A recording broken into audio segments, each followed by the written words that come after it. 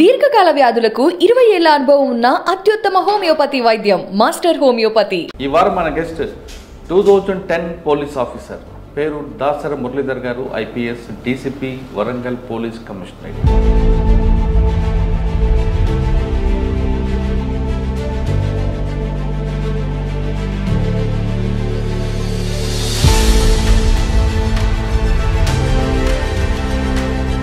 దాసర్ మురళీధర్ గారు by ఛాన్సా by చాయిసా ఈ department రావడానికి? నేను బై చాయిస్ అండి. అంటే మిమ్మల్ని డిపార్ట్మెంట్లోకి తీసుకురావాలని రోల్ మోడల్ ఎవరు ఉన్నారు? ఏమైనా ఇన్సిడెంట్ మీకు? మా ఫ్రెండ్ వాళ్ళ బ్రదర్ని తీసుకెళ్తారు పోలీస్ స్టేషన్. ఎందుకు తీసుకెళ్లారని అడిగే ప్రశ్న కూడా లేదు ఆ రోజుల్లో. అక్కడ అనుకున్నాను, అరే ఏంటిది, మనమే ఉంటే అసలు వాళ్ళని విని బతిలాడాల్సిన అవసరం ఉండదు. మీ ప్రేమ ఎక్కడ పుట్టింది? అక్కడే అప్పాలోనే. అప్పాలో సార్ గారు కుదరలేవని జస్ట్ వన్ సైడ్ లవ్ అది. ఆఫ్టర్ 4-5 years తర్వాత నేను చెప్పాను డైరెక్ట్ వాళ్ళ ఇంట్లోనే చెప్పాను. మార్కాపురం అన్న ఒకప్పుడు నల్లమల్ల ఆ బెల్ట్ అంతా ఉంటుంది, దాంతోపాటు రాబరీ గ్యాంగ్ ఎక్కువ ఉంటుంది, డెకాయిట్స్ వాళ్ళందరూ ఉంటారు. మెయిన్ ఇదే మీరు అన్నారు కదా, దొంగలు ఛాలెంజెస్ చాలా ఎక్కువ.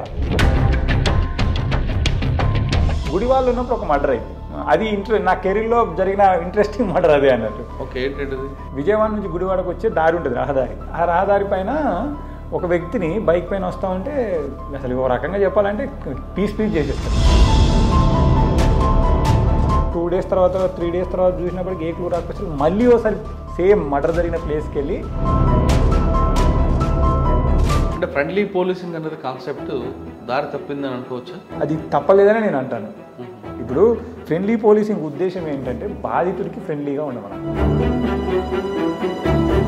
అంటే అనుమానాస్పద స్మృతి, భార్య తిట్టిందనో, లేదా భర్త కొడుతున్నాడనో, లేదా ఇంకా అత్తింటి వేధింపులనో, లేదా 10th class ఇంటర్మీడియట్ ఫెయిల్ అయిపోయాను, ఉద్యోగం కారణం ఏదైనా ఆత్మహత్య అనేది దానికి సొల్యూషన్. స్టూడెంట్స్ ఫెయిల్ అయినామని చెప్పి సడన్గా తాగేస్తారు, అప్పులైనాయని చెప్పి తాగేస్తూ ఉంటారు. రైతే ఉన్నారు, దేశం మొత్తానికి నువ్వు అన్నం పెడుతున్నావు, ఏదో అప్పు అయిందని చెప్పి నువ్వు తాగుతున్నావు. తాగితే సమస్య సాల్వ్ అయిద్దా? అంతేగాని ఇప్పుడు స్టూడెంట్స్ కూడా ఇంటర్మీడియట్లోనో 10thలోనో లేదా ఇప్పుడు మనం చూస్తున్నాం చాలా రెప్యూటెడ్ ఇన్స్టిట్యూట్లో కూడా చనిపోతున్నారు. ఫెయిల్ అయితే ఏమైంది? నేను ఫెయిల్ అయ్యాను, ఫెయిల్ అయిపోయిందని చెప్పి నేను అప్పుడు ఏమైనా చేసుకున్నానా? ఒకళ్ళు ఇంజనీరింగ్లో అద్భుతంగా ఉండొచ్చు, ఇంకొకళ్ళు ఐటీలో అద్భుతంగా ఉండొచ్చు. ఈ రెండు కాకపోతే ఇంకొక రంగంలో నువ్వు అద్భుతంగా ఉండొచ్చు. కానీ కొంతమంది ప్రేమ విఫలమే చేసుకుంటారు. వాళ్ళు మీరు 10 సంవత్సరాలుగా ప్రేమించుకున్నారు, ఈరోజు ఆ 10 సంవత్సరాల ప్రేమ దక్కలేని మీరు చనిపోతా అంటారు. మరి వాటేపోటి 25 సంవత్సరాలు నేను తల్లిని కని పెంచి పెద్ద చేసిన తల్లిదండ్రుల ప్రేమ. మీ సర్వీస్లో చాలా ట్రాఫిక్ కేసులు చూస్తుంటారు, ప్యాథటిక్ కేసులు ఎలా కనిపిస్తుంటాయండి? స్టూడెంట్స్ కూడా నేను చూస్తూ ఉంటాం, ర్యాష్గా వెళ్తూ ఉంటారు. 2 పిల్లలు నైట్ టైం 8 o'clock ర్యాష్గా వెళ్ళేసి పోయి కొట్టేస్తారు, అంతే వెనకాల ట్రాక్టర్కి కొట్టేసుకుంటారు. Spot dead 2. అసలు ఆ తండ్రి కానీ ఆ తల్లిని కానీ ఓదార్చడం అసలు ఎవరి వల్ల కాలేక. ఒకటే గుర్తుపెట్టుకోండి, ఎస్పెషల్లీ యూత్, మీ అమ్మ నాన్న వాళ్ళ రక్తాన్ని చెమటలాగా మార్చి మీకోసం బతుకుతున్నారు. వాళ్ళు మీకోసమే. ఎస్పెషల్లీ మీరు లేని లోటు ఎవ్వరూ పూడ్చలేరు. Welcome to crime diaries. ఈ వారం మన గెస్ట్ 2010 పోలీస్ ఆఫీసర్ పేరు దాసర మురళీధర్ గారు, IPS, DCP, Warangal police commissionerate. 2010లో పోలీస్ డిపార్ట్మెంట్ వచ్చేసరికి అప్పట్లో traditional crime, white collar reference ఎక్కువగా ఉంటాయి.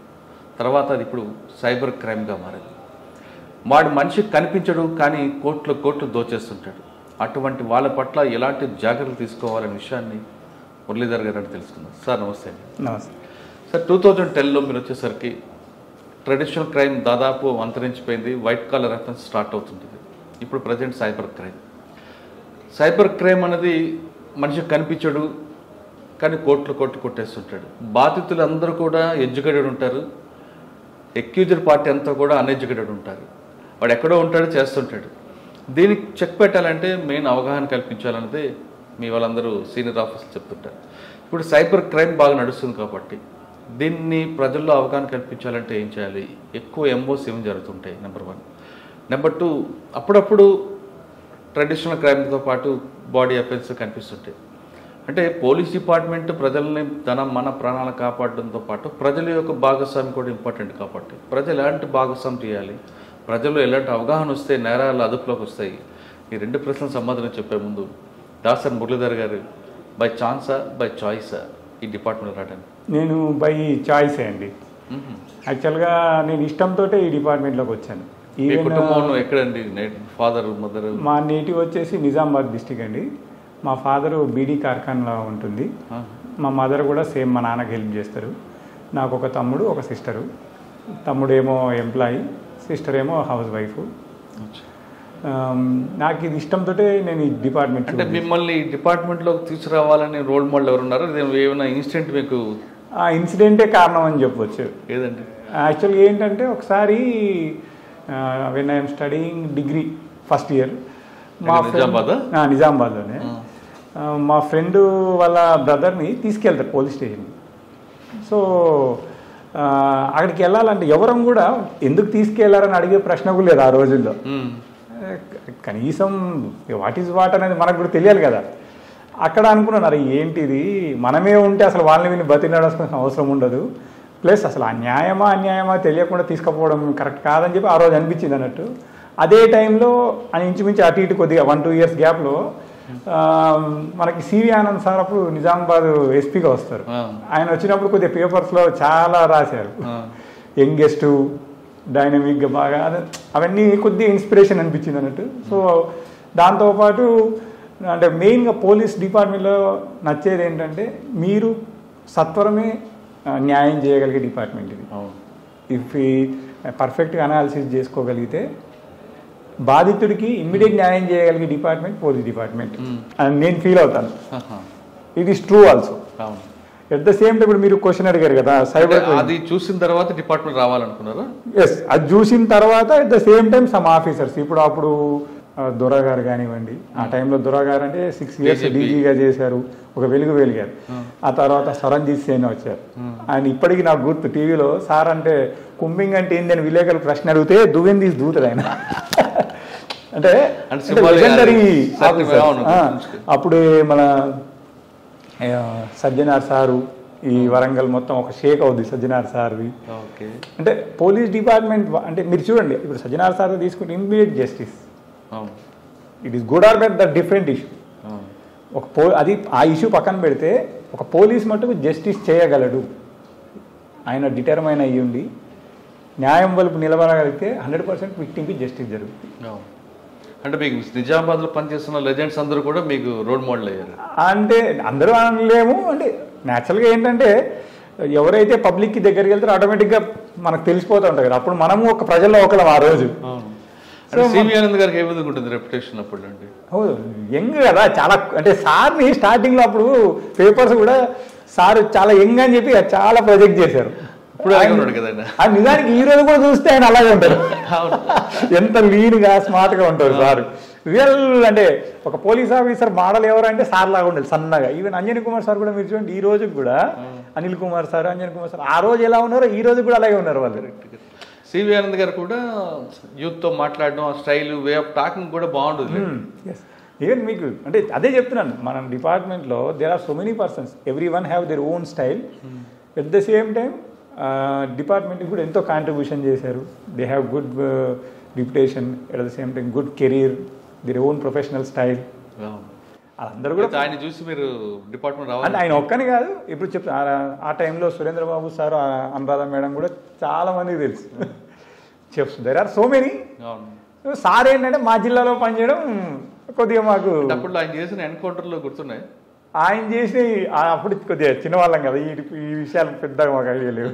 కానీ మేజర్ మీ జిల్లాలో చాలా ఇష్యూస్ జరిగేవండి. అవును, ఒకటి అంటే వాటర్ ట్యాంక్ బ్లాక్ చేయాలనుకుంటారు. అవును, అలాంటి ఐడియా ఉంది. అంటే రవిశంకర్ అయ్యనార్ సార్ వచ్చేసరికి కొద్దిగా అవగాహన ఉంది నాకు. అప్పుడు అదేంది ఒకటి చెద్మల్ ఎన్కౌంటర్ అని ఒకటి ఫేమస్ ఎన్కౌంటర్ అయింది, అది అప్పుడు కొద్దిగా తెలుసు అలాంటి. ఇంకోటి ఎవరో ఎస్పీ సార్ ఉన్నప్పుడు కూడా ఎల్లమ్మ గుట్టలో ఒక పెద్ద డీసీఎంని చంపుతారు, టీ హోటల్ దగ్గర ఎన్కౌంటర్ అయింది. నడి టౌన్లో అవుతుంది. టౌన్లో state bank of India, state bank quarters దగ్గర కూడా ఎన్కౌంటర్ అవుతుంది. అవును, అప్పుడు నిజంగా అదంటే ఆ ఆఫీసర్స్ కూడా చాలా కష్టపడ్డారు. ఈరోజు మనం ఇంత ప్రశాంతంగా ఉన్నామంటే they have sacrifice so much. అంటే డిగ్రీ అయిన తర్వాత డిపార్ట్మెంట్ రావాలనుకున్నారా? డిగ్రీలో ఉన్నప్పుడు అనిపించింది. అదే టైంలో ఇవన్నీ ఇన్సిడెంట్లు ప్లస్ మా ఫ్రెండ్ వాళ్ళది జరగడం అయిన తర్వాత నుంచి ఇంకా ఈ ప్రిపరేషన్ స్టార్ట్ చేశాను. అయితే అప్పుడు గ్రూప్ 1 గ్రూప్ 2 రెండు ప్రిపేర్ అవుతున్నాను నేను. గ్రూప్ 2 నాకు వచ్చింది. సో నాకు గ్రూప్ 2 వచ్చినప్పుడు కామన్గా అందరూ ఏంటంటే ఈ రెవెన్యూ వైపు కానీ ఇంకా వేరే అదర్ వైపు వెళ్తారు. అప్పుడు కూడా నేను అందులో యూనిఫామ్ ఏదని వెతుక్కొని ఎక్సైజ్ డిపార్ట్మెంట్ ఉంటే అది చూజ్ చేసుకున్నాను. అది చూజ్ చేసుకుని మళ్ళీ ప్రిపేర్ అవుతూ 2010లో మళ్ళీ డిఎస్పీగా చూజ్ చేసుకున్నాను. నేను ఈవెన్ నా సెలెక్ట్ లిస్ట్లో కూడా ఫస్ట్ అదే ఉంటుంది అన్నట్టు. అంటే కామన్గా అందరూ వేరే పెట్టేసి లాస్ట్కి ఏదో కాన్బర్ట్ సిచ్యువేషన్లో పెట్టుకుంటారు. నేను అలా కాదు, ఫస్ట్ డిఎస్పీఏ పెట్టుకున్నాను నేను. బై చాయిస్ వచ్చారు? ఎస్ 100%. ట్రైనింగ్ అప్ప ట్రైనింగ్ డైరెక్టర్ మాకు అప్పుడు Nanduri Sambasivarao sir great officer, చాలా బాగా చూసుకున్నాడు. అంటే తన పిల్లలు ఎలా చూసుకుంటారో అలా చూసుకునేవారు సార్. నైస్ ఆఫీసర్, అంటే ఎప్పటికీ మర్చిపోలేము సార్ని. ఆయన మళ్ళీ మాకు జాయింట్ డైరెక్టర్, అక్కడే ఇంకో డిప్యూటీ డైరెక్టర్, జాయింట్ డైరెక్టర్గా వివి శ్రీనివాసరావు సార్, ఇద్దరు కూడా గ్రేట్ ఆఫీసర్స్, చాలా బాగా చూసుకున్నారు. సాంబశివరావు గారి దగ్గర మీకు బాగా నచ్చింది ఓ చెప్పండి. ఆయన చాలా టిప్స్ చెప్తాడు కొన్ని. అవును, టిప్స్ చెప్తాడు. ఆయన ఏంటంటే సార్ వచ్చి మాకు క్లాస్ తీసుకునేది అదొకటి. రెండోది ఏంటంటే మేము తినేప్పుడు సార్ వచ్చి మాతో పాటు తినేది. ఒక బిగ్ ఆఫీసర్, ఫుడ్ ఎలా ఉందని చెప్పి తనే స్వయంగా వచ్చి తినడం. ఇంకో గ్రేట్నెస్ ఏంటంటే మేడం కూడా వచ్చారు 1-2 సార్లు. అంతేకాకుండా చాలా ఫ్రీగా ఉండేవారు. అట్ ద సేమ్ టైం ఆయన ఏమనేవాడు అంటే ఎప్పుడు సార్ ఒక మాట అనేవాడు, నాకు ఇప్పటికీ గుర్తు, శిక్షణ అనేది శిక్షణలాగా ఉండాలి కానీ శిక్షలాగా ఉండకూడదు అనేది. అది ఎప్పుడు సార్ చెప్పేవారు. I could remember that every time. కానీ ఆయన ఇంకొక మాట కూడా చెప్తారు, ఒక కేసు జరిగినప్పుడు కేసుకి ముందు కేసుకి తర్వాత తెలుసుకుంటే కేసు ఈజీగా వస్తుంది. అది కరెక్ట్. ఆయన క్లాస్లో కూడా ఆ విషయం చెప్పేవారు. అసలు ఎందుకు అది జరిగింది, తర్వాత కాన్సిక్వెన్సెస్. సారు చెప్పే విధానం ఎలా ఉంటుందంటే హోల్సమ్ అంటాం కదా మనం. అంటే సపోజ్ ఈ ఫోన్ ఉందంటే ఇది ఎలా వచ్చింది చెప్తాడు, దీంతో యూజ్ చేసి కూడా చెప్తాడు. హోల్సమ్గా చెప్తాడు అన్నట్టు ఏది చెప్పినా. అందుకే ఆయన క్లాసు వింటున్నప్పుడు ఆల్మోస్ట్ సార్ ఎప్పుడు కూడా లంచ్కు బిఫోర్ వచ్చేది. ఇంకా మాకు ఆ బ్రేక్ అవేం గుర్తులేకపోయేది. మేము కూడా అసలు ఇంకా చెప్పని అనే ఫీలింగ్లో ఉండేవాళ్ళం సార్ చెప్తున్నప్పుడు. అంత బాగా చెప్పేవారు sir. Is a great teacher also. అవును. మరి మీకు పరిచయం ఎక్కడ పట్టింది, మీ ప్రేమ ఎక్కడ పుట్టింది? అక్కడే అప్పాలోనే. అప్పాలో సార్ దగ్గర కుదరదేవన్నీ అంటే యాక్చువల్గా ఒక రకంగా చెప్పాలంటే వన్ సైడే అని చెప్పవచ్చు. ఎవరు అని నా వైపు నుంచే. నేను ఎప్పుడు తర్వాత ఆఫ్టర్ ట్రైనింగ్ అయిపోయిన 4-5 ఇయర్స్ తర్వాత మా మ్యారేజ్ అయింది. అప్పుడే కాదు. ప్రపోజల్ ఎవరు మీదే? నేనే. ట్రైనింగ్లో మీరు? ట్రైనింగ్లో కాదు, ట్రైనింగ్లో ఏమి లేదు అసలు. మన సైడ్ నుంచే జస్ట్ వన్ సైడ్ లవ్ అయ్యేది. ఆఫ్టర్ 4-5 ఇయర్స్ తర్వాత నేను చెప్పాను డైరెక్ట్ వాళ్ళ ఇంట్లోనే చెప్పాను. పోస్టింగ్ అయిపోయిన తర్వాత 2 పోస్టింగ్స్ అయిపోతాయి అప్పటికి. ఓకే, ట్రైనింగ్ అయిందా? ఫస్ట్ పోస్టింగ్ ఇక్కడ నాకు మార్కాపూర్ అండి. ఓకే, మార్కాపురం అన్న ఒకప్పుడు నల్లమల్ల ఆ బెల్ట్ అంతా ఉంటుంది. దాంతోపాటు రాబరీ గ్యాంగ్ ఎక్కువ ఉంటుంది, డెకాయిట్స్ వాళ్ళందరూ ఉంటారు. అది కంట్రోల్ చేయడానికి ఏం చేస్తారు? ఫస్ట్ మీరు వెళ్ళగానే మీకు ఫస్ట్ ఛాలెంజ్ ఏమొచ్చు? యాక్చువల్గా నేను వెళ్ళేసరికి నక్సలిజం ఆల్మోస్ట్ ఏం లేదు, ఒక 3 మిగిలిపోయారు. అది నాట్ బిగ్ డీల్ అసలు.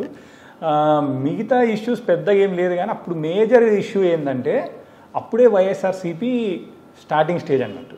అంటే ఒక 2 ఇయర్స్ ఏమవుద్ది. జగన్ గారి ఊపు చాలా ఎక్కువ ఉంటుంది అప్పుడు. అక్కడ ఒక ఇష్యూ ఏమైందంటే కిరణ్ కుమార్ రెడ్డి గారు నా ఎర్రగొండపాలెంలో మీటింగ్ పెడితే మీటింగ్ మొత్తం హంగామా చేసేస్తారు. ఇప్పుడు నేను వెళ్ళడానికి ఒక 4-5 మంత్స్ 6 మంత్స్ బిఫోర్. సో అది మాకు అప్పుడు టఫెస్ట్ ఛాలెంజ్ అన్నట్టు. అంటే ఏంటంటే ఈ పార్టీలు టఫ్గా ఉంది అప్పుడు.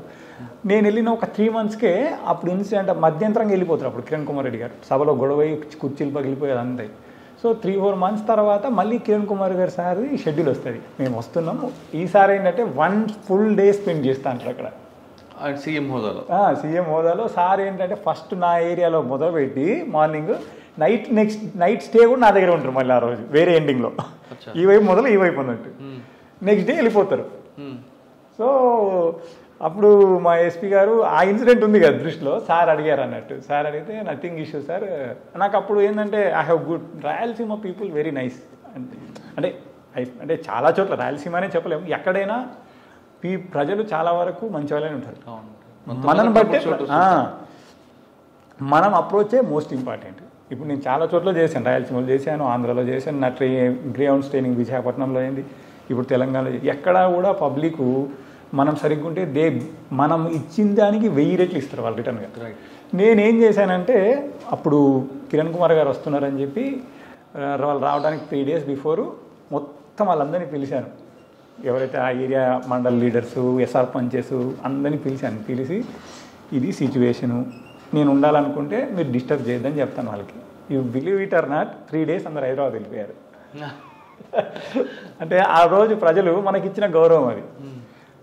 అసలు పిన్ డ్రాప్ కూడా ఎక్కడ కాలేదు, అంత పీస్ఫుల్గా అయింది. అంటే అసలు ఒక్కరిని కూడా అది చేయలేదు, ఎక్కడ కూడా చిన్న డిస్టర్బెన్స్ కూడా లేదు. మా ఎస్పీ సార్ చాలా హ్యాపీ ఫీల్ అయ్యారు. సార్ కూడా అన్నారు గుడ్ చాలా మీకు మంచి ర్యాప్ ఉంది. మాకు first SP sir Raghuram Reddy sir, excellent officer. ఆయన కూడా మీకు చెప్పాను కదా సాంబశివరావు సార్ అని, ఇక సీఎం అలాగే ఆ సొంత అంటే ఏమంటారు బ్రదర్ ఎలా చూసుకుంటారో అలా చూసుకునేవారు sir. I feel so happy. అంటే కెరీర్లో మనకు నేర్చుకోవడానికి అలాంటి ఆఫీసర్స్ ఆయన చాలా నేర్పారు నాకు. నా సబ్ డివిజనే కాకుండా ఎక్కడికైనా వెళ్ళే ముందు అక్కడికి పంపించేవారు, ఏదైనా ట్రైనింగ్ అంటే సెలక్షన్స్ ఉన్నప్పుడు ఎలక్షన్స్ పిలిచేవారు, విజిటింగ్స్ ఉన్నప్పుడు విజిటింగ్స్కి ఎలా వెళ్ళాలంటే దగ్గరుండి నేర్పించారు సార్. మేము ఆల్రెడీ ట్రైన్ అయ్యి కొత్తగా వెళ్ళాము, కొత్త వాళ్ళకి ఇంకా ఫుల్ ఫ్లెడ్జ్డ్గా మాకు నేర్పించారు. మేము మొత్తం 5 సబ్ డివిజన్లు అంటే 3 మేమే ఉండేది అక్కడ, మా బ్యాచ్ వాళ్ళు. అందరికీ కూడా ఎవ్రీవన్ సార్ చాలా బాగా చూసుకున్నారు. ఓకే, ఇంకేం ఛాలెంజ్ ఉన్నాయండి అక్కడ? మెయిన్ ఇదే మీరు అన్నారు కదా, దొంగలు ఛాలెంజెస్ చాలా ఎక్కువ. డెక్కట్లు ఎక్కువగా అన్ని కూడా నైటే ఎక్కువ జరుగుతుంటాయి. యాక్చువల్గా జరిగేవి అంటే లక్కీలీ అక్కడ ఏంటంటే మీకు మోడస్ ఆఫ్ ఆపరెండి అని ఉంటుంది, ఎంబో. ఆ మోడస్ ఆఫ్ ఆపరెండిని బట్టేసి మా వాళ్ళు ఈజీగా ఐడెంటిఫై, మాకు కొంచెం టీం బాగుండేది అక్కడ. సో చాలా వరకు అఫెన్సెస్ అన్ని డిటెక్ట్ చేయగలిగాము, at the same time control చేయగలిగాము. ఈవెన్ కొందరిని పిలిచి కౌన్సిలింగ్ ఇచ్చి అక్కడ ఉండే వాళ్ళు ఉంటే ఈ కొంచెం ఏంటంటే మన ఈ ట్రైబ్స్కి సంబంధించిన వాళ్ళు ఉంటారు కొద్దిగా. ఇది ఒకటి నంద్యాల రోడ్లో ఉంటుంది మనకు, ఈ ఖమ్మం కాదు మనకి ఎక్కడ అంటే గిద్దలూరు నుంచి మనకు నంద్యాల వెళ్ళే దారిలో ఏదో ఒక ఊరు ఉంటుంది నోన్ ఫర్ అఫెండర్స్ అన్నట్టు. అక్కడికి వెళ్ళి వాళ్ళకి కౌన్సిలింగ్ ఇచ్చి అంటే చెప్పాం ఇది కాదు ఇది అంటే. అందులో కొందరు వేరే వైపు కూడా వెళ్ళారు, అంటే అదర్ మీన్స్ చూపించగలిగాం మనం. కొంచెం వాళ్ళతో వీళ్ళతో మాట్లాడి వాళ్ళకు సెల్ఫ్ ఎంప్లాయ్మెంట్ వైపు తీసుకెళ్ళినట్టు ప్లాన్ చేసాం. అప్పుడు ఎంతకాలం పని చేస్తారంటే అక్కడ 1 year చేశాను. సక్సెస్ఫుల్, చాలా హ్యాపీ అనిపించింది అక్కడ చేయడం. Next grey hounds training 3 months. ఇక్కడ మన ప్రేమవతిపేటలో 45 days తర్వాత వైజాగ్ బేస్లో 45 days. అక్కడ 45 days అయిపోయిన తర్వాత నెక్స్ట్ పోస్టింగ్ వచ్చేసి గుడివాడ. ఓకే సార్, అక్కడ గ్రే హౌండ్స్లో ఇక్కడ ట్రైనింగ్ ప్రేమావతి పాట వేరు, grey hounds Vizag terrain different ఉంటుంది కంప్లీట్లీ. మీరు అక్కడ హడల్స్ ఉన్నాయా లేదంటే? యాక్చువల్లీ మీకు తెలంగాణ టెరైన్ అనేది చాలా సాఫ్ట్గా ఉంటుంది, but when you go to Andhra AOB terrain మొత్తం హై పీక్స్ ఉంటాయి. మీకు మూమెంట్ అనేది చాలా కష్టం. దాంతోపాటు అలా ఒక్కో సందర్భంలో ఏదంటే డెడ్ ఎండ్కి వెళ్ళిపోయేవాళ్ళం. కొండపైన అలా నడుచుకుంటూ వెళ్తే డెడ్ ఎండ్కి వెళ్ళిపోయేవాళ్ళం, అక్కడ ఇంకేం ఉండకపోయేది. జీపీఎస్ ఒకసారి ట్రాక్ తప్పుతుంది కదా, అప్పుడు ఇంత సిస్టమ్ లేదు. సో మళ్ళీ అలా వెనక్కి వచ్చి అసలు బాగా అలసిపోయే వాళ్ళము. బట్ ఏఓవిలో ఏంటంటే మేము రిటర్న్ వచ్చేటప్పుడు ఈ విలేజెస్ కొన్నిటికి అంటే లాస్ట్ డే వరకు ఎక్స్పోజ్ అవ్వకపోయేది, చివరి రోజు పికప్ చేసుకోవడానికి విలేజెస్లో వచ్చేవాళ్ళం. అప్పుడు విలేజెస్ వాళ్ళతో మాట్లాడేవాళ్ళం. They are very good. మీరు అక్కడ బలిమల ఇన్స్టిట్యూట్కి వెళ్ళారా? అక్కడ వెళ్ళలేదండి. ఏ ప్రాంతం ఎక్కువ తిరిగారు మీరు? ఇప్పుడు మీరు చింతపల్లి, జీకే వీధి, మళ్ళీ పాడేరు, మళ్ళా సాగులు, బూసులు అని ఆ విలేజెస్ ఉన్నాయి ఆడ చుట్టూ ఆ ఏరియా. ఓకే, గ్రే హౌండ్స్ తర్వాత గుడివాడలో ఎక్కువ రోజులు ఏం లేదు, 6 months ఉన్నాను. అప్పుడు ఏంటంటే ఈ స్టేట్ డిస్టర్బెన్సెస్ ఎక్కువ ఉన్నాయి. ఆ తర్వాత నేను సిఐడికి వచ్చేసాను హైదరాబాద్. సిఐడిలో ఎంతకాలం పని చేస్తారు? Just 4 months, hardly 4 or 5 months. ఈ స్టేట్ బ్రేక్ టైంలో. అప్పుడు మ్యారేజ్ అయిందా? లేదు, తర్వాత సిఐడి తర్వాత. సిఐడి తర్వాత ఎక్కడ పోస్టింగ్ ఇచ్చారు? నాకు ఫస్ట్ పోస్టింగ్ ఇక్కడ నర్సంపేట. సిఐడిలోనే మ్యారేజ్ అయింది. కరెక్ట్ మీరు అంది. ఆగస్టులో మ్యారేజ్ అవుద్ది, నవంబర్లో పోస్టింగ్ తీసుకుంటాను. ప్రపోజల్ ఎవరు పంపించారు మీరు? బ్రదర్కి. మళ్ళీ బ్రదరు నా నేనే తెలిసి వాళ్ళ ద్వారా వాళ్ళ బ్రదర్కి ప్రపోజల్ పంపి ఆల్మోస్ట్ అరేంజ్డ్ మ్యారేజ్ లాగే అయింది. అది నాటే 100% లవ్ మ్యారేజ్ అని చెప్పలేదు. లవ్ కమ్ మ్యారేజ్ అంతే, అంటే మన వైపు నుంచి. ఆవిడ విసుక్కోలేదు వన్ సైడ్ లవ్ అని? అంటే తను అడిగినప్పుడు కూడా వాళ్ళ పెద్దవాళ్ళకి అడగమని చెప్పారు. ఓకే సార్, పోస్టింగ్ మ్యారేజ్ అయిన తర్వాత నర్సంపేట నర్సంపేట అంటే ఇక్కడ వరంగల్ పక్కనే. ఏం ఛాలెంజ్ వచ్చాయి ఇక్కడ? ఛాలెంజెస్ మెయిన్గా ఏంటంటే ఈ ల్యాండ్ ఎక్కువ గొడవలు. ఏదంటే అక్కడ అటవీ ప్రాంతం, మీకు పోడు భూములు ఉంటాయి చూడండి, అవి కొంచెం గొడవలు ఎక్కువ ఉండేవి అక్కడ. దాంతోపాటు పొలిటికల్ రైవలరీ మెయిన్ ఏంటంటే అక్కడ కాంగ్రెస్ ఎమ్మెల్యే, ఇక్కడ టీఆర్ఎస్ గవర్నమెంట్ అప్పుడే రావడం, వీళ్ళు ఇంకా అవన్నీ కొంచెం డిఫరెంట్గా ఉండేవి ప్రాబ్లమ్స్ అన్నీ. బట్ అదే చెప్పాను కదా మీకు నేను, వెన్ వీఆర్ మనం ఎప్పుడైతే రైట్ సైడ్ ఉంటామో ఏ ఇష్యూలు అయినా ఆటోమేటిక్గా ప్రాబ్లమ్ సాల్వ్ అయింది. అక్కడ ఎమ్మెల్యే అపోజిషన్ అయినప్పటికీ వీళ్ళు కోఆపరేట్ చేసేవాళ్ళు, వీళ్ళు కోఆపరేట్ చేసేవాళ్ళు. ఎందుకంటే మనం ఎప్పుడు కూడా ఏది రైటో దానికే స్టాండ్ అయ్యేవాళ్ళం. సో ఎవరు కూడా ఎక్కడ అలిగేషన్ చేయడానికి కానీ లేకపోతే మనల్ని ఇబ్బంది పెట్టడానికి కానీ స్కోప్ ఇచ్చేది లేదు అన్నట్టు. నర్సంపేట ఎంతకాలం అంటే 3 years ఉన్నాను నేను. అండ్ మోస్ట్ లాంగెస్ట్ టైం నేను పనిచేసింది అక్కడే. అక్కడే చేశాను. ఇంకా చాలా ఉండాలి మీకు మెమరబుల్ కేసులు, డెకాయిట్లు కానీ. డెకాయిట్లు అంటే ఇప్పుడు మర్డర్ ఫర్ గెయిన్ ఒకటి ఉంటుంది నర్సంపేటలో. మర్డర్ ఫర్ గెయిన్లు నేను ఉన్నప్పుడు నర్సంపేటలో పెద్దగా ఏం జరగలేదు మర్డర్స్. అంటే స్టార్టింగ్లోనే నేను బాగా టైట్గా సెట్ చేసుకున్నాను. అంటే గుడివాళ్ళు ఉన్నప్పుడు ఒక మర్డర్ అయింది, అది నా కెరీర్లో జరిగిన ఇంట్రెస్టింగ్ మర్డర్ అదే అన్నట్టు. ఓకే, ఏంటంటే యాక్చువల్ గుడివాళ్ళు ఏమైందంటే మనకు విజయవాడ నుంచి గుడివాడకు వచ్చే దారి ఉంటుంది, రహదారి. ఆ రహదారి పైన ఒక వ్యక్తిని బైక్ పైన వస్తూ ఉంటే అసలు ఒక రకంగా చెప్పాలంటే పీస్ చేసేస్తారు తలని మొత్తం, ఇక్కడ నుంచి ఇలా కొట్టేస్తారు ఇదంతా. నేను హైదరాబాద్లో ఉంటాను, అది జరిగిందని చెప్తారు. వస్తూ డైరెక్ట్ ఇన్సిడెంట్ అక్కడికే వస్తాం. అక్కడికి వచ్చేసరికి మనకి ఏ క్లూసు ఉండవు అన్నట్టు, ఎందుకు చంపారు అనేది ఏం ఐడియా ఉండదు. తర్వాత మనం ఏంటంటే అది వివిధ మీన్స్లో ఎవరు ప్రాబ్లము అంటే ఎవరు చేసి ఉండొచ్చు ఏంటని అన్నీ చూస్తూ ఉంటాం. బట్ ఏ రకంగా చూసినా అసలు ఏం క్లూ దొరకదు మనకు. తర్వాత ఏం చేస్తామంటే ఒక 2 days తర్వాత 3 days తర్వాత చూసినప్పటికి ఏ క్లూ రాకపోతే మళ్ళీ ఒకసారి సేమ్ మర్డర్ జరిగిన ప్లేస్కి వెళ్ళి నైట్ టైం అన్నట్టు, నైట్ టైం వెళ్ళేసి అంటే వెహికల్ మూమెంట్ ఎక్కువ ఉంటుంది. నైట్ టైం వెళ్ళి మొత్తం టార్చ్ లైట్స్ పెట్టుకొని క్షుణ్ణంగా పరిశీలిస్తాం అన్నట్టు. పరిశీలిస్తే ఒక కీ దొరికిపోయి మనకు అక్కడ. ఆ కీ ఎవరిదై ఉంటుందా అని చెప్పి ఇప్పుడు మనం ఈ సస్పెక్ట్ లిస్ట్ ఒకటి పెట్టుకున్నాం, అదేంటంటే బైక్ కీ. ఆ సస్పెక్ట్ లిస్ట్ పెట్టుకొని ఎవరు ఆ టైప్ ఆఫ్ బైక్ యూజ్ చేస్తారా అని చెప్పి మొత్తం చూసిన తర్వాత అందులో కొందరు ఉన్నారు అన్నట్టు, ఒక 7 or 6 సేమ్ బైక్ యూజ్ చేస్తారు. సేమ్ బైక్ యూజ్ చేసి దాంట్లో ఒక్కొక్కరిని మనం టిక్ చేసుకుంటూ ఎవరై ఉండొచ్చా అని చెప్పి ఫస్ట్ లాస్ట్ దానికి 2కి మినిమైజ్ చేసాం. 2కి మినిమైజ్ చేసిన తర్వాత ఫస్ట్ చాయిస్ ఎవరిని తీసుకుందాం అని చెప్పి ఒక్కరిని తీసుకొచ్చి అంటే మనకు ప్రాబబిలిటీస్ తెలుస్తాయి కదా అతనే అయ్యి ఉండడానికి అని అతను తీసుకొచ్చి మాట్లాడుతూ అతను ఫస్ట్ మా వాళ్ళు కూడా ముందు ఒకసారి పిలిపించి మాట్లాడితే ఏం చెప్పడు. ఆ రోజు మాట్లాడుతూ నేను అంటాను, మీ బైక్కి మీ దగ్గర ఉందా అని అడుగుతాను. ఫస్ట్ అడిగితే అతను నా దగ్గరే ఉంది సార్ అది ఇదని చెప్తాడు. ఓకే ఒకసారి ఇవ్వండి అని అంటే అది తీసిస్తాడు. అది ఏంటంటే ఫ్రెష్ కీ ఉంటుంది అన్నట్టు, దానికంటే మిగతా కీస్ అని ఓల్డ్ ఉంటే అదొకటి ఫ్రెష్ కీ ఉంటుంది అన్నట్టు. ఇది పాతదానిలాగా లేదు, ఇందులో అన్నీ పాతయి. ఇది లేదు సార్ ఎప్పటి నుంచి అదే వాడుతున్నా అంటాడు. సర్లే అబద్ధం ఎందుకు చెప్తావు, నీ పాతకి నేను ఇవ్వనా అని అడుగుతాను. అనగానే కాలు పట్టుకుంటాడు, సరెండర్ అయిపోయాడు. అంటే చూడండి, అంటే మనము ప్లేస్ ఆఫ్ అఫెన్స్ ఎంత ఇంపార్టెంట్ అన్నాడు, సీన్ ఆఫ్ అఫెన్స్ అనేది ఎంత ఇంపార్టెంట్ అనడానికి 3 days ఎన్నో రకాలుగా మనం హార్డ్ వర్క్ చేసినా దొరకలేదు మనకు. అదే సీన్ ఆఫ్ అఫెన్స్ని క్షుణ్ణంగా పరిశీలించడం వల్ల ఒక చిన్న క్లూ తోటి కేసు డిటెక్ట్ అయిపోయింది కంప్లీట్గా. ఎవరు సరెండర్ అయ్యాడా? అతనే సరెండర్ చేశాడు.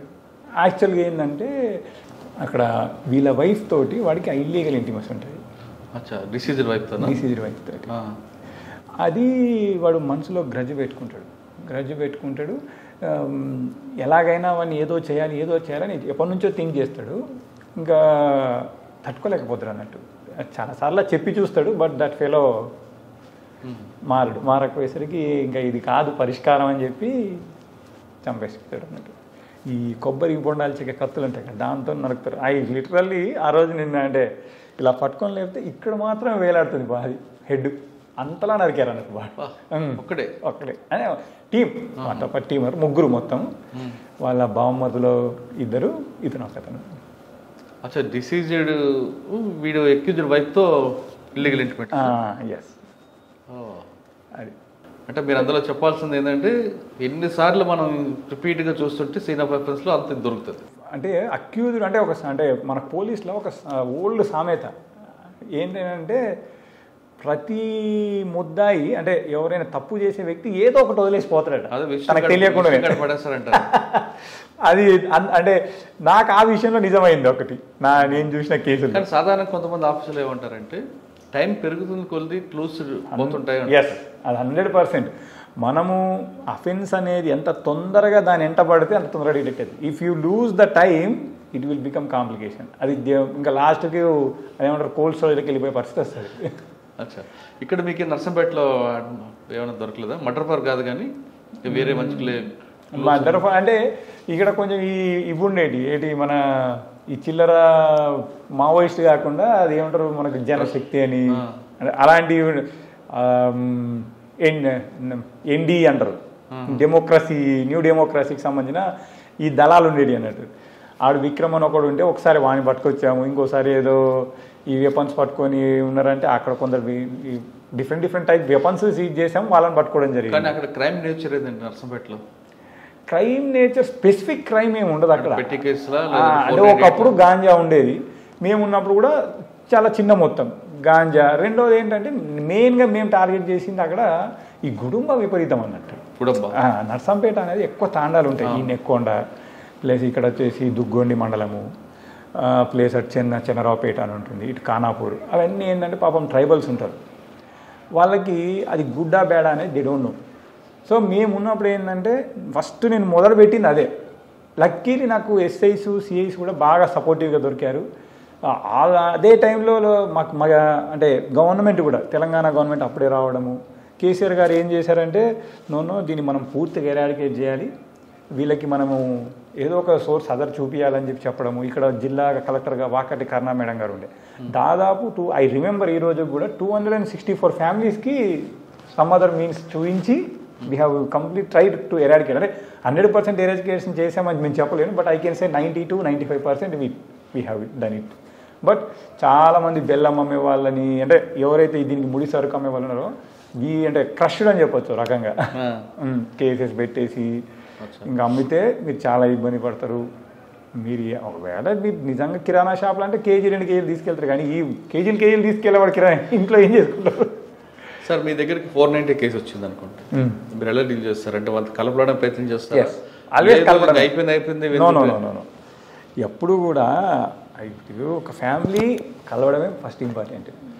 ఎందుకంటే నీకు విడిపోవడం అనేది లాస్ట్ రీసార్టే కావాలి, కానీ ఆ వైపు ఎప్పుడు ఆలోచించకూడదు. అందుకే ఎంతో ఆలోచించే పెద్దవాళ్ళు ఇప్పుడు కౌన్సిలింగ్ అని చెప్పి 3 సార్లు మీకు కౌన్సిలింగ్ 3 సార్లు ఎందుకంటే it will take some time. ఆ టైంలో వీళ్ళ ఆలోచనలు మారి కలిసినడానికి అవకాశం ఉంటుందని చెప్పి మనకు ఆ సిస్టమ్ పెట్టారు. మేము కూడా 100% కలపడానికి ఫస్ట్ ట్రై చేస్తాం. ఎందుకంటే ఒక ఫ్యామిలీ విడిపోతే దానివల్ల ఎంతోమంది ఎఫెక్ట్ అవుతారు. అప్పుడు ఒక అమ్మాయి ఫస్ట్ పెళ్ళి అవ్వడం వేరు, విడిపోయిన తర్వాత పెళ్లి చేయడం అనేది ఆ తండ్రికి చాలా భారం. సంబంధాలు చూడడము కష్టమే, దొరికినా మళ్ళీ అది ఎంతవరకు నిలబడుతుందో కష్టమే. ఒకంటే అంటాం కదా మనం, ఒక మచ్చ పడితే చెరిపేసుకోవడం చాలా కష్టం అని. ఇప్పుడు అందులో అబ్బాయి జీవితం అనేది సరే అబ్బాయికి ఉంటుంది, నేను కాదనను, బట్ అమ్మాయికి అది చాలా ఎక్కువ మన సమాజంలో. సో మనం ఎప్పుడూ కూడా 100% కాదు 200% కలపడానికి ట్రై చేయాలి ఫస్ట్. బట్ అనుకున్నప్పుడే ఇంకా ఆటోమేటిక్గా అమ్మాయికి న్యాయం చేస్తూనే ఆ వైపు వెళ్తాం. సార్ మీ దగ్గరికి యూటేజింగ్ కేసు వచ్చింది అనుకోండి, మీరు అన్నారు ఇందాక ఫస్ట్లో మనకి ఇన్స్టెంట్ జస్టిస్కి ఎక్కువగా పోలీసులకు వస్తారు, కానీ ఇప్పుడున్న పరిస్థితుల్లో ఇన్స్టెంట్ జస్టిస్ చేసే పరిస్థితులు లేవు. మీరు 506 509 పెట్టి లోన్ పంపాల్సిందే. కానీ విక్టిమ్కి నాకు అవసరం లేదు కేసు అంటుంది. అవును, మీరు ఏం చేస్తారు అప్పుడు? అప్పుడు చెప్తాం కదా వాట్ హ్యాపెన్స్. ఇప్పుడు ఆవిడకి కావాల్సింది ఆ 2 కొట్టి పంపించాలంటది, నా వైపు తిరగకుండా చాలా సార్ అంటే, కానీ కొట్టే అధికారం ఇప్పుడు లేదు. అవును, కొట్టే అధికారం లేదు, కానీ అతన్ని పిలిచి చెప్తాం కదా, అతను ఒక్కని పిలిస్తే అతను మారాడు. తల్లిదండ్రులు ఉంటారు, అక్క చెల్లెళ్ళు ఉంటారు, అన్నదమ్ములు ఉంటారు కదా, వాళ్ళందరినీ పిలుస్తాం, ఒక్కదని కాదు. అందరినీ పిలిచి ఇప్పుడు మనం ఎప్పుడైనా మనం చేసిన తప్పు మన వరకు తెలిస్తే మనం పెద్దగా ఫీల్ అవ్వం. ఎప్పుడైతే అమ్మా నాన్న అందరు అనుకో మీ వాడిలా చేశానంటే ఎలా ఉంటుంది చెప్పండి. మీకు ఒకటి చెప్పాలండి, 2 దెబ్బలు కొడితే 2 రోజుల్లో మర్చిపోతాం మనం. కానీ తల్లిదండ్రుల ముందట మీరు ఎప్పుడైతే మాట్లాడతారో he takes to the heart. రెండోది ఏంటంటే వీడు చేసే ఆ రోజు నుంచి తల్లిదండ్రులు అందరూ కూడా వీళ్ళు గమనిస్తూ ఉంటారు. సో మనము డిటరెన్సే కాదు, డిటరెన్స్ అనేది కొట్టడం ద్వారా డిటరెన్స్ వస్తుంది అనుకోవడం కరెక్ట్ కానే కాదు. కొట్టకుండా కూడా మనం డిటరెన్స్ తేవచ్చు. మరి పెన్ ఇచ్చింది ఎందుకు, చట్టం ఎందుకు రూపొందించారు? ఇప్పుడు మహేందర్ రెడ్డి గారు కొట్టి డిటరెన్స్ తెచ్చారు. ఆయన ఎప్పుడు అనేది యూజ్ యువర్ పెన్ అండ్ లా అని చెప్పేది. అంటే అదే చెప్పాను, every one is legend in is own way అన్నట్టు ప్రొఫెషనల్గా కూడా మనం చేయొచ్చు. ఈరోజు మనం టాప్ ఇన్స్టిట్యూట్ తీసుకోండి, ఎన్ఐఏ తీసుకోండి, ఇంకా ఏమైనా ఈడీ తీసుకోండి, ఎక్కడైనా కొడతారా వాళ్ళు? They purely completely law base చేసుకొని పక్కాగా వెళ్తారు. కరెక్టే. ఆ టైప్ ఆఫ్ పబ్లిక్ ఉన్నప్పుడు మీరు అన్నట్లుగా ఆ యాటిట్యూడ్ ఉన్న వాళ్ళకి మనం చేయొచ్చు. ఇక్కడ ఆ యాటిట్యూడ్ ఉన్న పబ్లిక్ తక్కువ కదండి. ఎడ్యుకేట్ చేయాలి. అదే ఇప్పుడు మనం ఏంటంటే ఓల్డెన్ సిస్టంలోనే పోవడం అనేది కరెక్ట్ కాదు. ఇప్పుడు ఎప్పుడు నేర్చుకుంటాం మనం? అదే నేర్పే బాధ్యత మీది, మందే 100%. ఇప్పుడు ఇంట్లో ఒక పిల్లోడు తప్పు చేస్తున్నట్టే బాధ్యత ఎవరిది? తండ్రిది. మరి ఇక్కడ డిపార్ట్మెంట్ అంటే నథింగ్ బట్ ఒక తండ్రి పాత్ర. పోలీస్ డిపార్ట్మెంట్ అనేది తండ్రి పాత్ర. తప్పు చేసినప్పుడు ఎవరు వస్తున్నారు? పోలీస్ వస్తుంది.